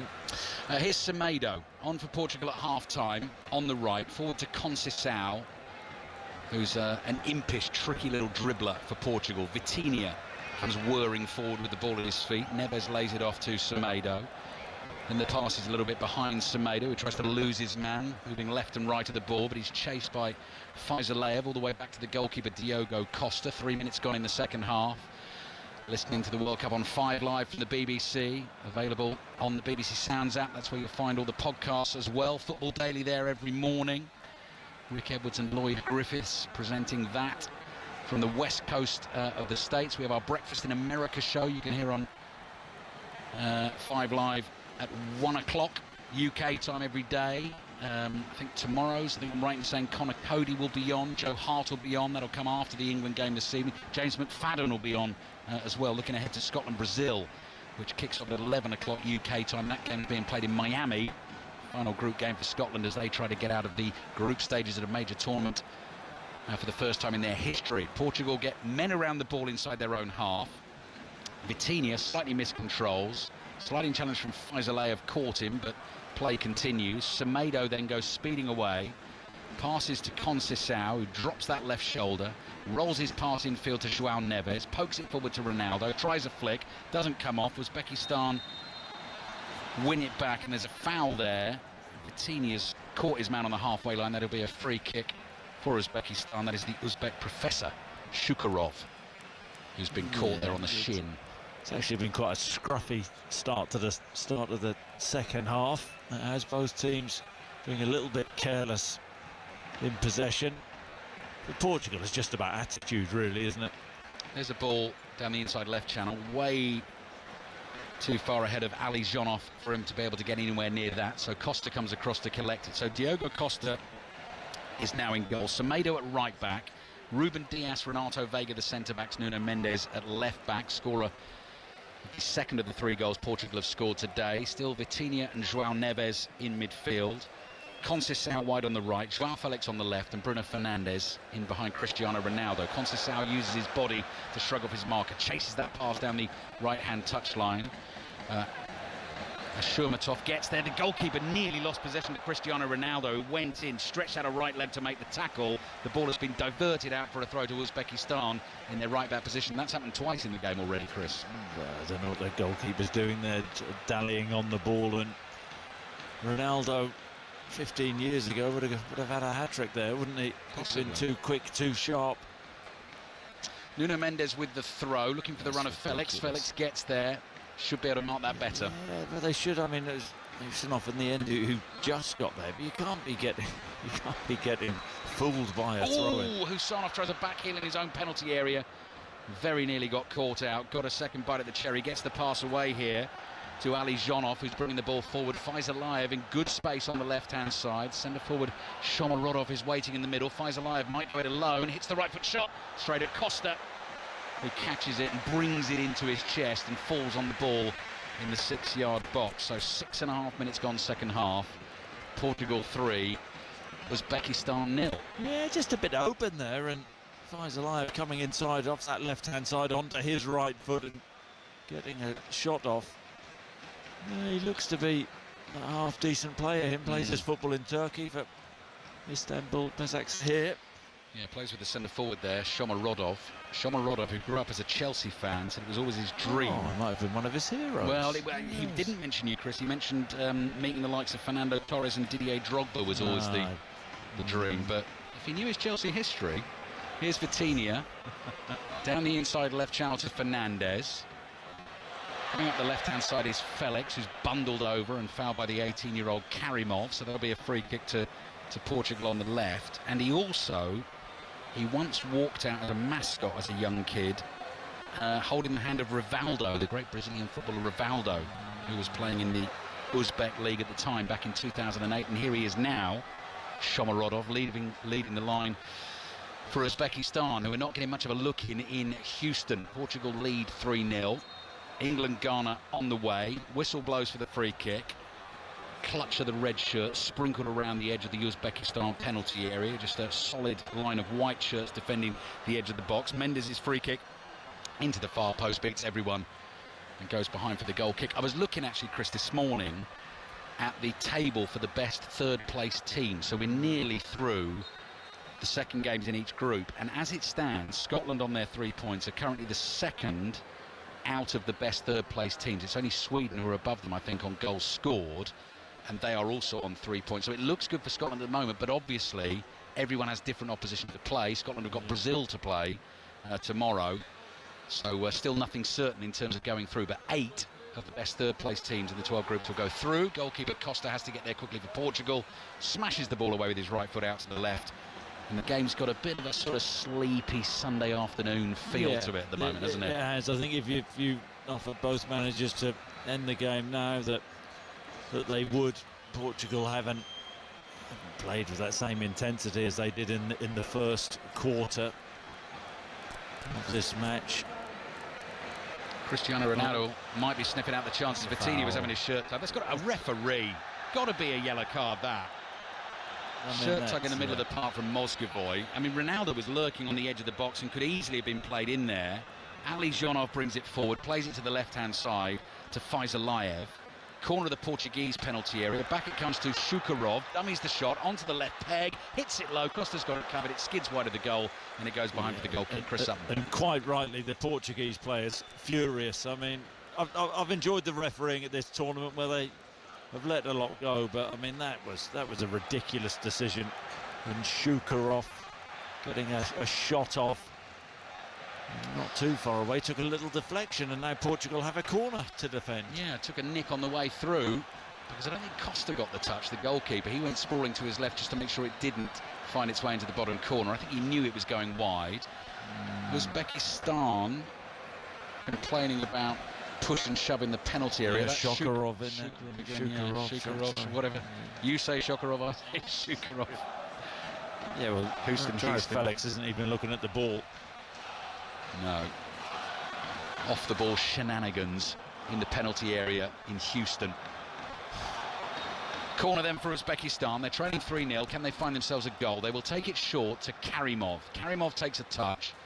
Plays it back here to the corner taker. The cross will come in, takes a slight deflection. Ronaldo wins the header for Portugal. It's passed out down the middle of the field. There's João Felix. Runner to his right is Conceição, and suddenly Portugal are flooding into the Uzbekistan half, and they're coming looking for a fourth goal of the game. Played back to Nuno Mendes, who's on the right at the moment. Bruno Fernandes happy to take up the running for Portugal. Jogging with the ball at his feet across to Renato Veiga. Then João Neves. Good recovery runs from the Uzbek players there. And they're playing with plenty of pride, really. Don't want to get absolutely walloped. Oh, clever back heel from Felix to his clubmate Ronaldo. Caught on the ankle as he tried to flick it round the corner. Wins a free kick. Was that for the challenge on Ronaldo or the one after? Not sure. The one after, and Shukurov involved once again. Free kick's a long way out. It's in a fairly central position. Is it a long way out for Ronaldo? Well, you could hit one of those knuckleballs, Chris. Right. They'd be all the rage in the USA. That's the old baseball pitch, isn't it? The knuckleball. But you know, that's when you hit the. You know what I'm talking about, don't you? The one that sort of dips in the air and swerves and. Yeah, no, never. You hit it on the valve. That's what you do, don't you? On the. Don't you? Isn't that the technique? Yeah, on the valve. We could try. Hit it on the valve. You're not believing me, are you? No, I don't know you. I think you are right. I have. Is it Didier Drogba who had that? I think David Luiz, I think, could hit them. I mean, we've seen Ronaldo score them. Yeah, and is he going to be a decoy this time? Not sure. He's still he's there, and he's around the ball. Nuno Mendes there. Will it be a lefty? Will it be a righty? Will Bruno take over? Yeah. I think he's just there in an advisory capacity, isn't he, Bruno? Yeah, no, I don't think Cristiano Ronaldo is going to be the bit part player here. I'm going for full steam ahead. He's given it the big old pronounced step back. Free kick is... So Bruno, just to be clear, you're ruling Bruno and Nuno out. I think Ronaldo's hitting this one. OK, 30 yards away from goal. Ronaldo goes jogging past it. Oh, Fernandes chips it over. Ronaldo! Goalkeeper comes out, makes the block. Ronaldo's really hurt there. He hit the shot, goalkeeper came to meet him, managed to keep the ball out of the back of the net, and then in the follow-through, Ronaldo has kicked the goalkeeper and has hurt himself, and again, it was nearly a little bit of magic from the Portuguese team from the set piece. Yeah, it was. Ronaldo, he's actually onside. He shapes to go and shoot the ball, runs past the ball, runs past the wall. Bruno Fernandes puts a delicious dink over the wall to Ronaldo, who gets the shot off. Nemetov, the goalkeeper, closes down the space and makes a save, and it's the follow-through, catches Ronaldo. And it was really well worked. Austin McPhee again. Yeah. The execution there was brilliant because Ronaldo trotted past and looked disinterested. Then the chip has got to be absolutely perfect from Bruno Fernandes to land it correctly. Ronaldo's got to time the run, which he did, running just beyond the wall, and he hit it sweetly on the half volley. I mean, they got everything right there. And the goalkeeper, I've got to say credit to him. I was critical of him for the Nuno Mendes goal, but he sort of spotted the danger, came out, made himself big, made the save. Portugal 3, Uzbekistan 0. Coming up to 15 minutes played in the second half, so just over half an hour left in this game. After that, an hour or so, and we'll be into England again in action at the World Cup. Full commentary on the way here on 5 Live. England against Ghana. Oh, clever from Fernandes. Low ball, hits a few bodies, ends up in the back of the net. Now that is scruffy. That is a scruffy goal for Uzbekistan to concede. The delivery from Bruno Fernandes is absolutely perfect because he's whipped it low along the dead ball line. It's got into an area around the near post. I'm not sure who's got the final touch, but it's in the back of the net, and Portugal lead Uzbekistan by 4-0. I can see somebody patting Austin McPhee on the head and saying, congratulations, Austin. Another genius move from the set-piece coach for Portugal. I don't know who got the final touch in truth, Bruce, but you can see Ronaldo attacks that near post space. There are bodies absolutely everywhere, but the ball is fizzed in right-footed along the ground. It's João Felix who gets the initial touch. I think it comes off Kusanov, doesn't it? In off his hip. Joe Felix with the initial touch, and then off the boot of Husanov up into his hip. Yeah. Off his sort of hip chest area. And that's, I mean, I don't know if they'll give that as an own goal or not, but Roberto Martinez and Austin McPhee embracing. Yeah, well worked by Portugal again. Roberto Martinez, face wreathed in smiles, big hug for the set piece. But Chris, you can come up with the plans. The delivery still has to be brilliant. Yeah. Fernandez, that was excellent. Don't take it away from Austin McPhee. It's a bit, you know, he has the plan and he expects the players to execute it. I wonder whether he's on a goal bonus. Oh, that'd be good, wouldn't it? That would be good. I wonder. There's a question post-match for Roberto Martinez. Portugal 4, Uzbekistan 0. Ronaldo was close by there. Joao Felix, though, with the flick that hit Husanov. Here's a corner for Uzbekistan. Comes in. Costa punches that straight up in the air. Goes for a second effort. It's headed back to the edge of the box. Hit powerfully on the right foot by Ganiev. Portugal still haven't got it away. Here is Ganiev on the right. Crosses in. Diaz deflects it down. Shomorodov couldn't bring it down quickly enough to get the shot away, and suddenly Portugal on the counter-attack, leading by 4-0 and hungry for more. Ronaldo has the ball at his feet, pushes a pass down the right-hand side. Faizalev came streaking back for Uzbekistan to get back and intercept the pass, and they go back to their goalkeeper Nemitov. Portugal 4, Uzbekistan 0. So Portugal going top of this group on 4 points, and Colombia DR Congo is the other game in this group still to come. Commentary on that here on 5 Live at 3 a.m. UK time. Uzbekistan will go out of the tournament today if they lose this game, which they're going to, and DR Congo win the game against Colombia. That would send Uzbekistan out. Yeah, and they'll be racing across the world. Yeah, good, Chris. Straight back to Uzbekistan. They did visit in the latest series. You and I are big fans of that. Yeah, the Silk Road. That's right. They were in Uzbekistan. Particularly Harrison and Katie very much enjoyed those two, the brother-sister relationship during that show. Uzbekistan trailing Portugal by 4-0. Vega out to Mendes. Great first touch, moves him infield. Poor pass, intercepted. Shukarov, fouled by Bruno Fernandes, who accidentally took a flick of the fingers in the face and has hurt himself. Yeah, he took one in the eye there, I think. Bruno, there's a flailing hand of Shukarov. Francisco Trincao is coming on, Chris. Sporting's Francisco Trincao, playing in his first major tournament for his country, and he will replace Joao Felix, who is going to go off on that side of the field. Of course, the substitutes have to leave pretty quickly once their number goes up. I mean, it's okay for him in this stadium, isn't it? Most of the fans inside the stadium, doesn't look thrilled about it. Portuguese fans. Does he? Well, Joao Felix. Well, nobody likes getting substituted. No.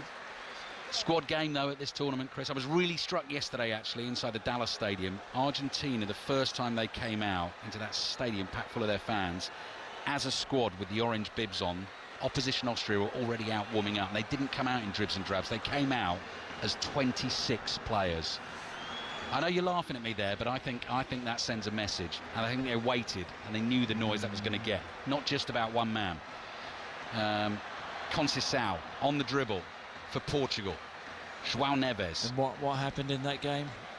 Argentina won 2-0. Messi and it was scored all both. about one man. People have got to get the ball to him. He can't do all the running, as we've discussed. Well, it's like when we get out of the car at the stadiums, isn't it? We get out as a three. We do very much move as a team, don't we?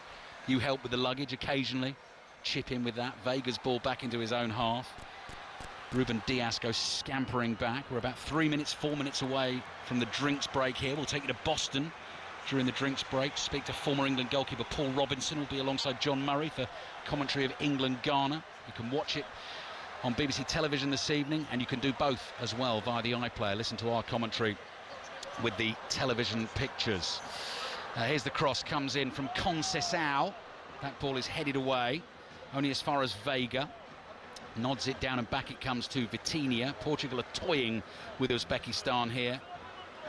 World's 5th ranked team against the world's 50th ranked team, and the difference is showing. Here's Conceição, beats his man once, fancies doing it again, brings the ball away from the dead ball line, plays back to Vitinha, edge of the box. Conceição looking for the run of Vitinha. Uzbekistan desperately stretching legs out to try and block the passes. Fernandes jumps, takes a whack in the small of the back. He's down. and hurt, but slowly and painfully picks himself up and then throws a dismissive right arm at the referee. They've been quite physical, haven't they, the Uzbeks? But I mean, what are they supposed to do? Portugal now in total control, just popping it about the Portuguese, popping it around the Uzbek midfield. Conceição, little run made down the right, twist and a turn from João Neves. Semedo is waiting, but Vitinha is used instead. Inside right channel, 30 yards from goal. Pass low across to Veiga. Referee slightly fooled Veiga there, but he managed to take the ball. Mendes tackled, fouled. Free kick for Portugal coming out on the left. And Mendes is up on his feet and complaining about something, even though he's won the free kick. Karimov isn't happy. He's put himself about the young right wing back. And he feels it wasn't a foul. He's saying to the ref, I got the ball. Mendes is saying, well, you got a piece of me as well, and he does. He kicks him in the shin. In terms of the England reaction as well, obviously listen to the game tonight, but there's a 6:06 at 10 o'clock tomorrow morning. I think Aaron Paul and David James taking the call, so you can have your say on 6:06 tomorrow, and then breakfast in America, 1 o'clock UK time. We come live from over here.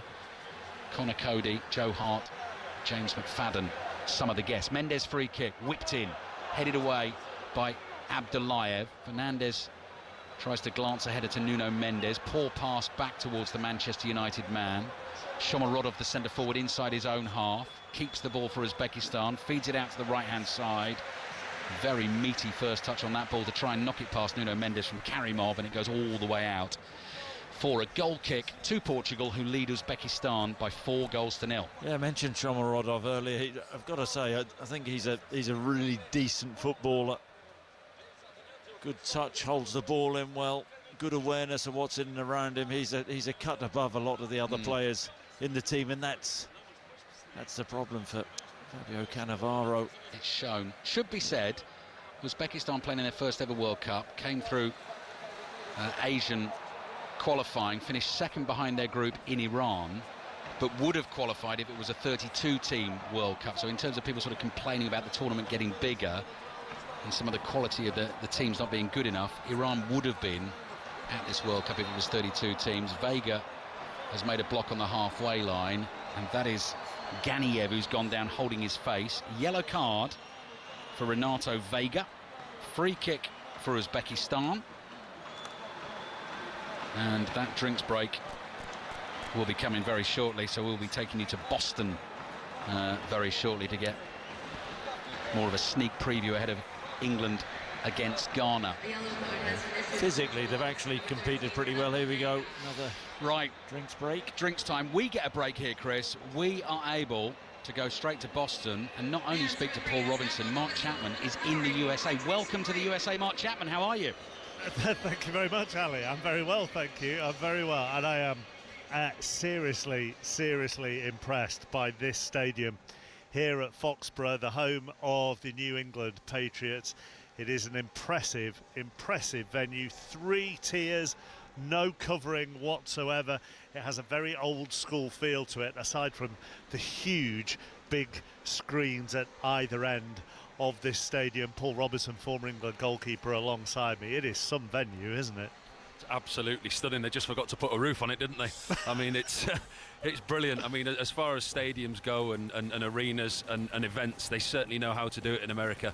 And every one that I've been to so far, you've walked in and you've said, wow, what a stadium. And this is no different. Just hope it doesn't rain.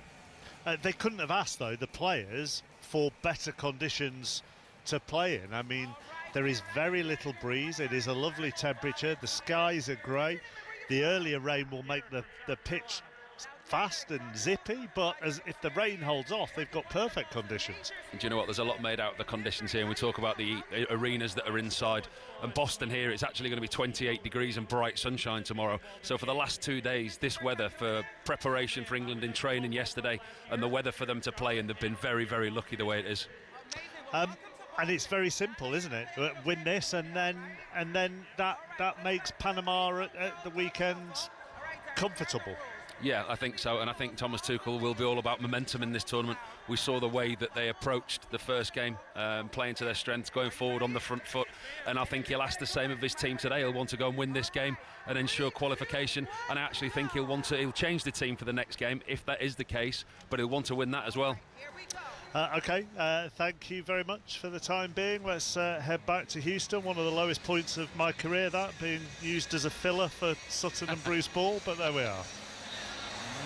Must be a good stadium, that Foxborough Stadium. If it's impressed Mark Chapman. Chapman, yeah. Yeah, it's true. Not a lot impresses him. No, I know Mark's been inside this stadium.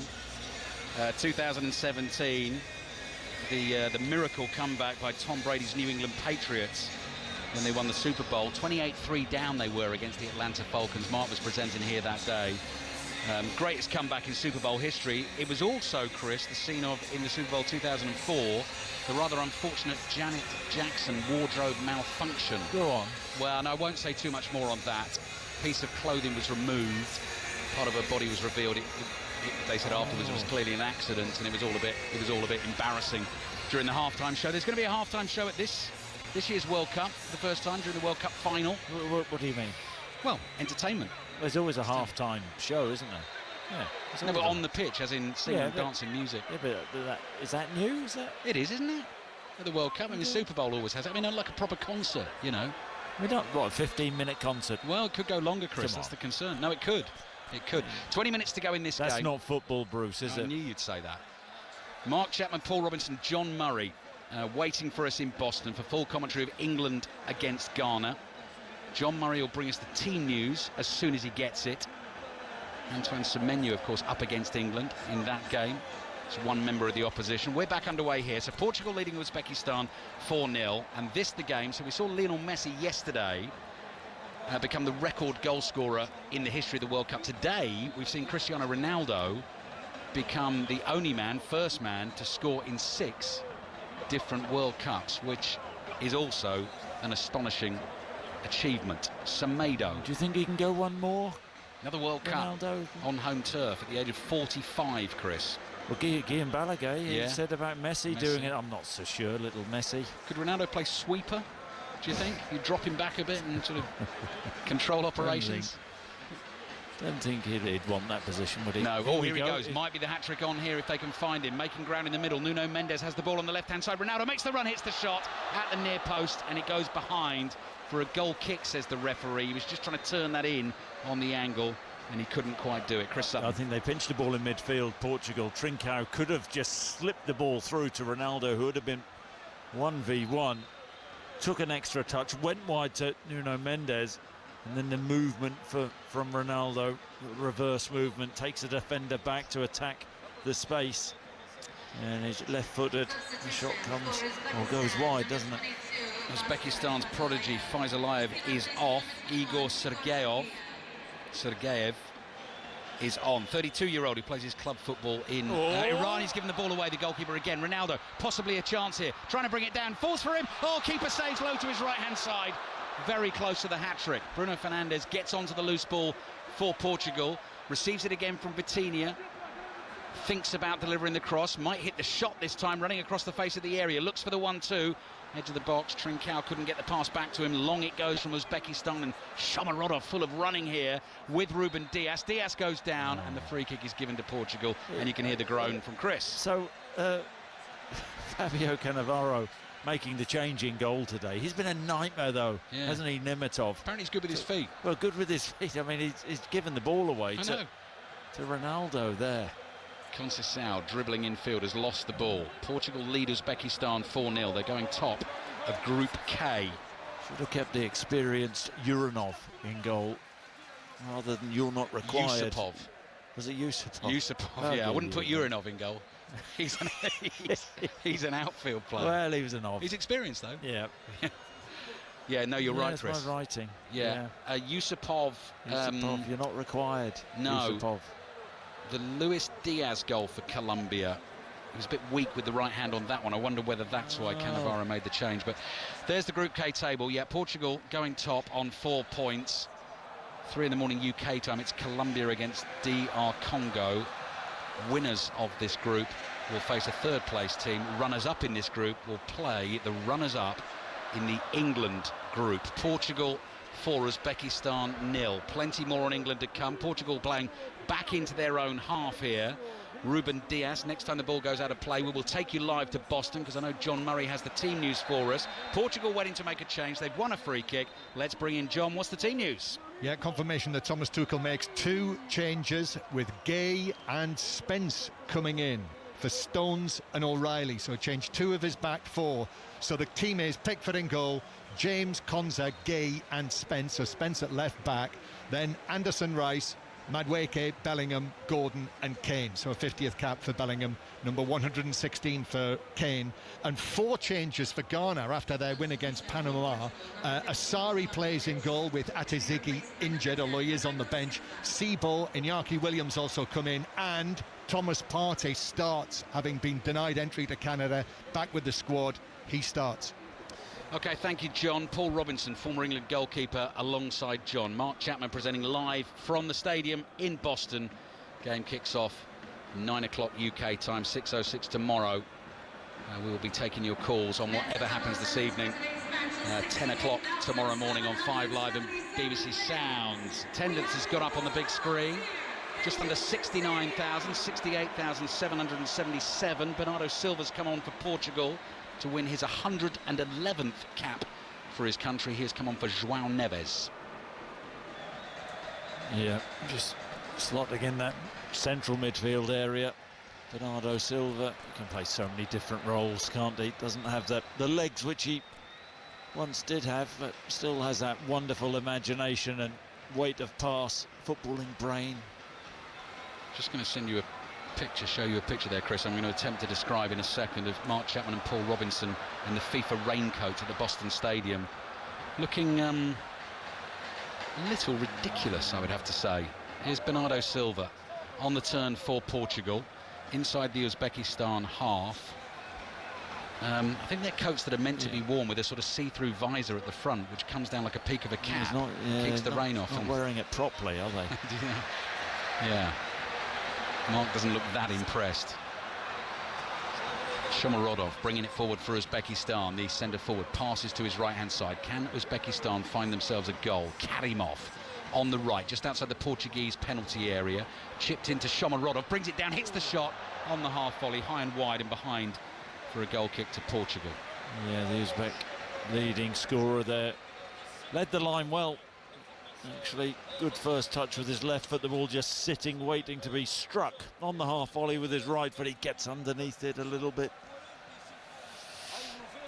Portugal have taken their goal kick. Nuno Mendes is on the ball. 13 minutes to play in this game. No doubt about the result, where the points are going. Portugal going top of the group. But England and other teams will obviously keep an eye, because, as I say, runners-up in this group will play the runners-up in England's group. England obviously hoping to get another win today. If England beat Ghana, they will qualify for the last 32. They'll win the group if they win, and Panama don't beat Croatia. That kicks off at midnight UK time. Another game you can hear on 5 Live. Conceição back to Semedo. Conceição's got a battle on his hands to keep the ball there. He's fouled though by Ali Jonov. Free kick Portugal. Jonov getting nice and tight to Conceição. He's thinking, I don't want him getting turned and running at me. Portugal take their free kick. 3 players all close to each other, just knocking the ball around. Rafael Leao is about to come on. AC Milan winger for Portugal. Ronaldo's still out there, still on the hat-trick. 2 goals to his name today. Nuno Mendes miscontrols the Bruno Fernandes pass, and it goes out for a throw-in. There was an American fellow at breakfast today, Chris, who was, what was he saying about? Because he was asking a question, wasn't he, about the Portuguese team? He was holding court at the table, probably never. There was 4 on the table, and he said they say they just don't pass to Ronaldo anymore. Did you feel tempted to butt in? I thought that was a bit harsh. I mean, you know, he's the guy they all look to, isn't it? But that's, you know, it's a.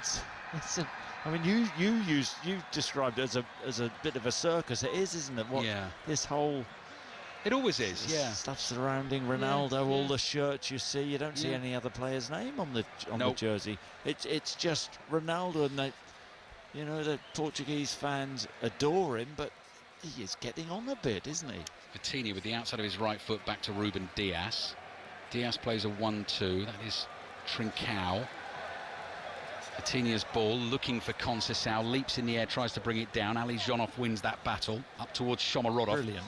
Great header, nod down to try and get Uzbekistan coming forward, but Shukarov's pass is intercepted. He was looking for Sergeyev. Portugal now attacking down the right. Bernardo Silva bursts into a sprint, runs forward 10 yards, lays it off to Conceição. Conceição darts between a little gap, tries to prod it to Bernardo Silva. It eventually gets there via a deflection.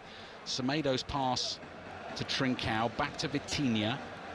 Vitinha across to the centre-back Renato Veiga. Ronaldo is deeper here, 35 yards from goal. Plays it to Bruno Fernandes, curls a lovely spinning ball out to Bernardo Silva. Fernandes runs towards him, receives the pass, cross is blocked. Uzbekistan start to bring it away. Shomorodov lets that run to Sergeyev. They've got a runner down the left-hand side, but Sergeyev was doing his best just to hold on to possession there. Ashurmatov plays a pass across the face of his own area, and Husanov deals with that really, really well. And now a chance for Abdullayev. The big Uzbek comes steaming forward here. Lays it off to his right, looking to get the cross in from Karimov, nearly carried to the far post. Mendes gets a flick header on the ball, clears the Portuguese penalty area. Into the last 10 minutes of the game, Portugal leading Uzbekistan by 4-0. England-Ghana, full commentary on the way. Nuno Mendes, easy running style, takes him to the ball, passes to Ronaldo. Ronaldo lays it back to Bruno Fernandes, sees the run of Nuno Mendes, who brings it down. Ronaldo into a sprint now as Mendes crosses. That hits Karimov and goes behind for the corner to Portugal. Chris Sutton. Yeah, we're talking about the best left back in the world, Nuno Mendes. Who else is up there? I mean, high line there from the Uzbeks, just trying to squeeze the pitch a bit, spacing behind. He makes the run. He's a real threat, isn't he, on that left-hand side? And what I like about him, defenders, is a defender left back who defends 1v1 situations. That's where you find out who's a decent left back, a decent full-back. Standing ovation from the Portuguese fans for Vitinha, who's going to be replaced by Rafael Leao. I saw a load of Serbian fans in the concourse downstairs. It actually got me looking at the qualification. I was trying to remember whether Serbia had got through the playoffs and they'd gone with tickets early, thinking they were going to be here, but I don't think that was the case. But Mitrovic shirt. May just be their love for football. Yeah, exactly, Chris. They're here to enjoy the World Cup. Portugal leading Uzbekistan 4-0. They've taken the corner short. Bruno Fernandes on the left, crosses that ball in. It is chested down by Shomorodov, who starts to run with the ball, and he's already got to the halfway line, and there's support from him coming through the middle here, and the pass just couldn't quite be controlled. And now a chance for Portugal to try and catch Uzbekistan on the counter and get themselves a 5th goal. Roberto Martinez in the smart dark grey suit, arms crossed, stands down there. 5th major tournament for him, 2nd with Portugal. And he'll tell you he was justified in leaving Cristiano. Yeah. Leao beats his man. Ronaldo's in the middle. Leao still going, and the ball runs away from him. Loose touch as he was deciding what to try and do, whether he was going to shoot or whether he was going to cross. Bernardo Silva plays it across here to Semedo. Now Conceição. Dancing, teasing on the edge of the penalty area. Back to Bruno Fernandes. Early strike with the right foot. Goalkeeper gets down low to his right, palms the ball away. Runs as far as Nuno Mendes, heads that to his left. Wins a tackle now to get the ball back for Portugal. Brings it up to the edge of the box. Ronaldo's in an offside position there, got to be careful. Leao's beaten his man, tries to chip it back to Ronaldo, can't find him. Karimov was about to clear. Ronaldo makes the challenge and the ball goes out for a throw-in to Uzbekistan. Portugal 4, Uzbekistan 0. Yeah, Leao's gone out to that left-hand side, hasn't he, for Portugal. Such a talented dribbler. Off of that threat on the left there, and just seeing that Bruno Fernandes shot, always seems to get all sorts of movement on the ball. Wonder whether he hits the valve. Flick to Bruno Fernandes, brought down brilliantly by Trincao. The offside flag's going to go up against Ronaldo there. Yeah, I thought he was in an offside position. Over on the left, tackled anyway. Sits down in a mini huff, but picks himself up quickly and looks to get back into position. I just wonder if you're Gonzalo Ramos and you've not been brought on again today. I mean, how is his motivation? Famously, of course, at the World Cup in Qatar, he started the game, didn't he, in the last 16, scored a hat-trick. They thumped Switzerland 6-1. Started the next game, actually, the quarter-final against Morocco, but was brought off just after half-time when Cristiano Ronaldo got back into the team. That wasn't under Roberto Martinez, of course. Here come Uzbekistan in their all-white kit. Crossing from Ali Zhonov. Vega gets in front of his goalkeeper to head it away. Clearing header finds Conceição in the right-back position. Twisting and turning, and then little pass to Bruno Fernandes. Lovely rapid back heel into the path of Semedo. Conceição now has it on the right. Red shirts coming forward in support, but Conceição's taken on one man too many. Tackled by Shukarov. Surrounded by 3 white shirts there, Conceição, and decides to still go himself. He's got to work smarter than that. Just come out and pop the ball off to another red shirt and let the Portuguese team rotate the ball. Quick switches. 86th minute of the game. 5 Live and BBC Sound, your 24-hour World Cup station. England, Ghana. Full commentary on the way, live from Boston. Here's Shukarov for Uzbekistan, easily read and cut out by Bernardo Silva. Left-footed pass into the midfield. Liao, careful pass to Trincão, nearly found Ronaldo. Ronaldo was slightly off balance on the back foot there. It's just wide of him, couldn't control it. Probably feeling a little bit stiff now, isn't he, Ronaldo? 41 years old there. Just need to be more exact with the passes into him. You've been running every day out here, haven't you, Chris? Most days. Impressively early as well. You get out early to beat the heat, don't you? Trying, well, just to avoid you and John Southall. And don't go running with John. Yeah, he's a proper athlete, he's a proper he? runner. Yeah. But I know you stick close to home, don't you? You do sort of laps of the hotel. Well, that's because you're worried about the wildlife, aren't you? That's because of the alligators. The alligators and the snakes. And the snakes. I mean, you were laughing. Well, Fernandes looking for Semedo in space on the right. Ronaldo waiting in the middle. Cross might reach him. It comes to Liao, who finds the top corner. Portugal have 5. They have thumped Uzbekistan. They are going top of Group K. Portugal 5, Uzbekistan 0. Yeah, pretty well worked down the right-hand side. I think there was a bit of a deflection on the cross. Liao in off that left-hand side, in and around the penalty spot. He lashes it in, doesn't he? Finds the roof of the net. And the Portuguese team has a little pose there, Liao does. The Portuguese team, who have played with passion and pomp. And the ball just, and purpose. He's going to get there. Semedo, wasn't it, who right-hand side got the cross, and I think it's Husanov who gets back and slides and inadvertently pops the ball to Liao. As I said, in and around the penalty spot, just strolls onto the ball. He finds the top corner. It's a brilliant finish from Liao. No chance for Nemetov. And Roberto Martinez celebrates. So does our Portuguese colleague away to our left-hand side. Steam coming out of his ears, still going there on the Liao goal. You could probably just pick it up in the background here. 89th minute of the game, 5-0. I mean, that's the 5th goal against Uzbekistan. I mean, just imagine when if he scores the winner in the World Cup final. Well, imagine him, he'll burst. He might do. Goal's been checked. Not quite sure what they were checking for, but it's okay, it stands. Liao's got his World Cup goal. Portugal lead Uzbekistan 5-0, and very soon we'll be off to Boston to properly begin the build-up. Hour and 8 minutes away from kickoff. It's still going. England, Ghana at 9. Ball comes back to the Uzbekistan goalkeeper Nemetov, who that clears. celebration's nearly as bad as Norway's last night. No, you cannot knock that. Come on, Bruce. They've the not rowing won with the World Cup. Come on. Well, don't come on me. No, they celebrated like that. I mean, the manager was going up into the stands. Like, who was that? It was like Pat Cash at Wimbledon, wasn't it? All those years ago. I think you're being a little curmudgeonly there. Dear me. They're through to the knockout stages. They've not been in the World Cup. They haven't even won the group. Come on.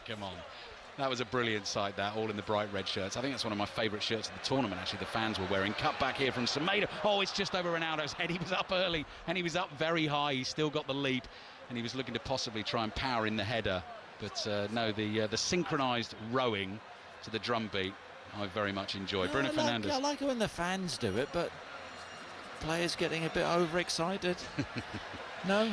Ali Zhonov could be one for 606, Chris. There might be more pressing matters to talk about tomorrow at 10 o'clock. Good football, good build-up by Portugal. One-touch stuff. Trincão to Liao. No, breaks down there. And Shukurov brings it away for Uzbekistan. Been a tough World Cup afternoon for them here in Houston. That's Ganiev who gets on the ball inside his own half. Well, and he had that moment in the first half, didn't he? What a finish. 5 minutes of added time remaining. Ali Jonov, edge of the Portuguese penalty area, turning, trying to make space for the shot. Does really well to hold onto the ball. Shomurodov, the centre forward, lays it off to the right-hand side, then makes a run into the inside right channel. Uzbekistan have the ball 40 yards from goal in a central position. Shukurov, oh, Ronaldo was quick there, in to try and nick it, and then couldn't get it on the second touch. Husanov was just too quick, isn't he? Fast for him. Yeah, really quick actually, Chris. Yeah. Double change coming for Uzbekistan late in the game. That's Mozgovoy, the number 6, who receives the ball on the right. Who are the changes for Uzbekistan? I'll tell you in just a second when there's a breaking play. There's a breaking play now. Thanks, Chris. It's really kind of you. Sherzod Esinov is coming on. And it's Ruslanbek Zhianov, who wears number 10, who is actually a replacement in this squad for Jalolidin Masharipov. So he is on, Zhianov, and Esinov comes on for Uzbekistan deep in added time. And I know plenty of people listening to us back home are a bit like lots of fans in the stadium, waiting for this game to finish. I think they probably had enough of us, and they're getting ready for England-Ghana. Free kick comes in, Diogo Costa catches it and flops down on the ball inside his own penalty area. Who was that tearing away down the middle? It was Conceição, wasn't he, going for one long ball down the middle, trying to get Conceição in. Here's another chance, though. Clever control from Conceição. It was headed forward to him there by Trincão, and he sort of used his hip to control it. It was the only way he could do it. Semedo turns on the touchline inside his own half. Good skills.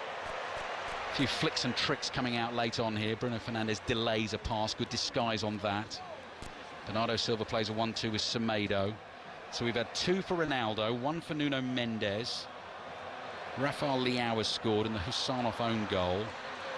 And I think we're giving 2 assists at least to Austin McPhee, aren't we?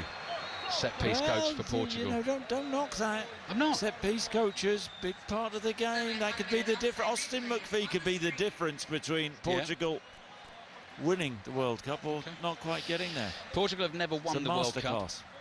Here they come down the left-hand side, leading 5-0. Can they find a 6? Cut back here. Trincão shot just wide. Just wide of the left-hand post. So quick into position there.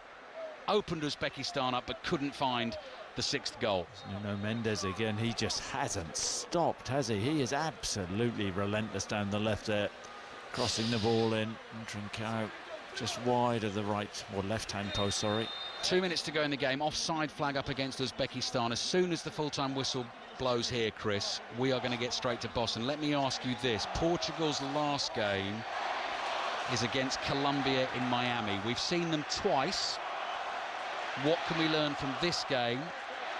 They're going to go top of the group. Colombia still to play. If they win later on, Colombia, they will be top of the group. What do you reckon? What can we learn? Have we learned anything new about Portugal? I don't think so. I mean, the level of Uzbekistan, you know, they've swatted them aside like a Houston alligator, haven't they? It's been so comfortable, and that's the difficulty. They have so many talented players. There'll always be the Ronaldo debate, but on their day they could beat absolutely anyone. I really do feel that. You look at the Vitinha, Jerome Neves in midfield, Bruno Fernandes. Is there a better midfield at the tournament?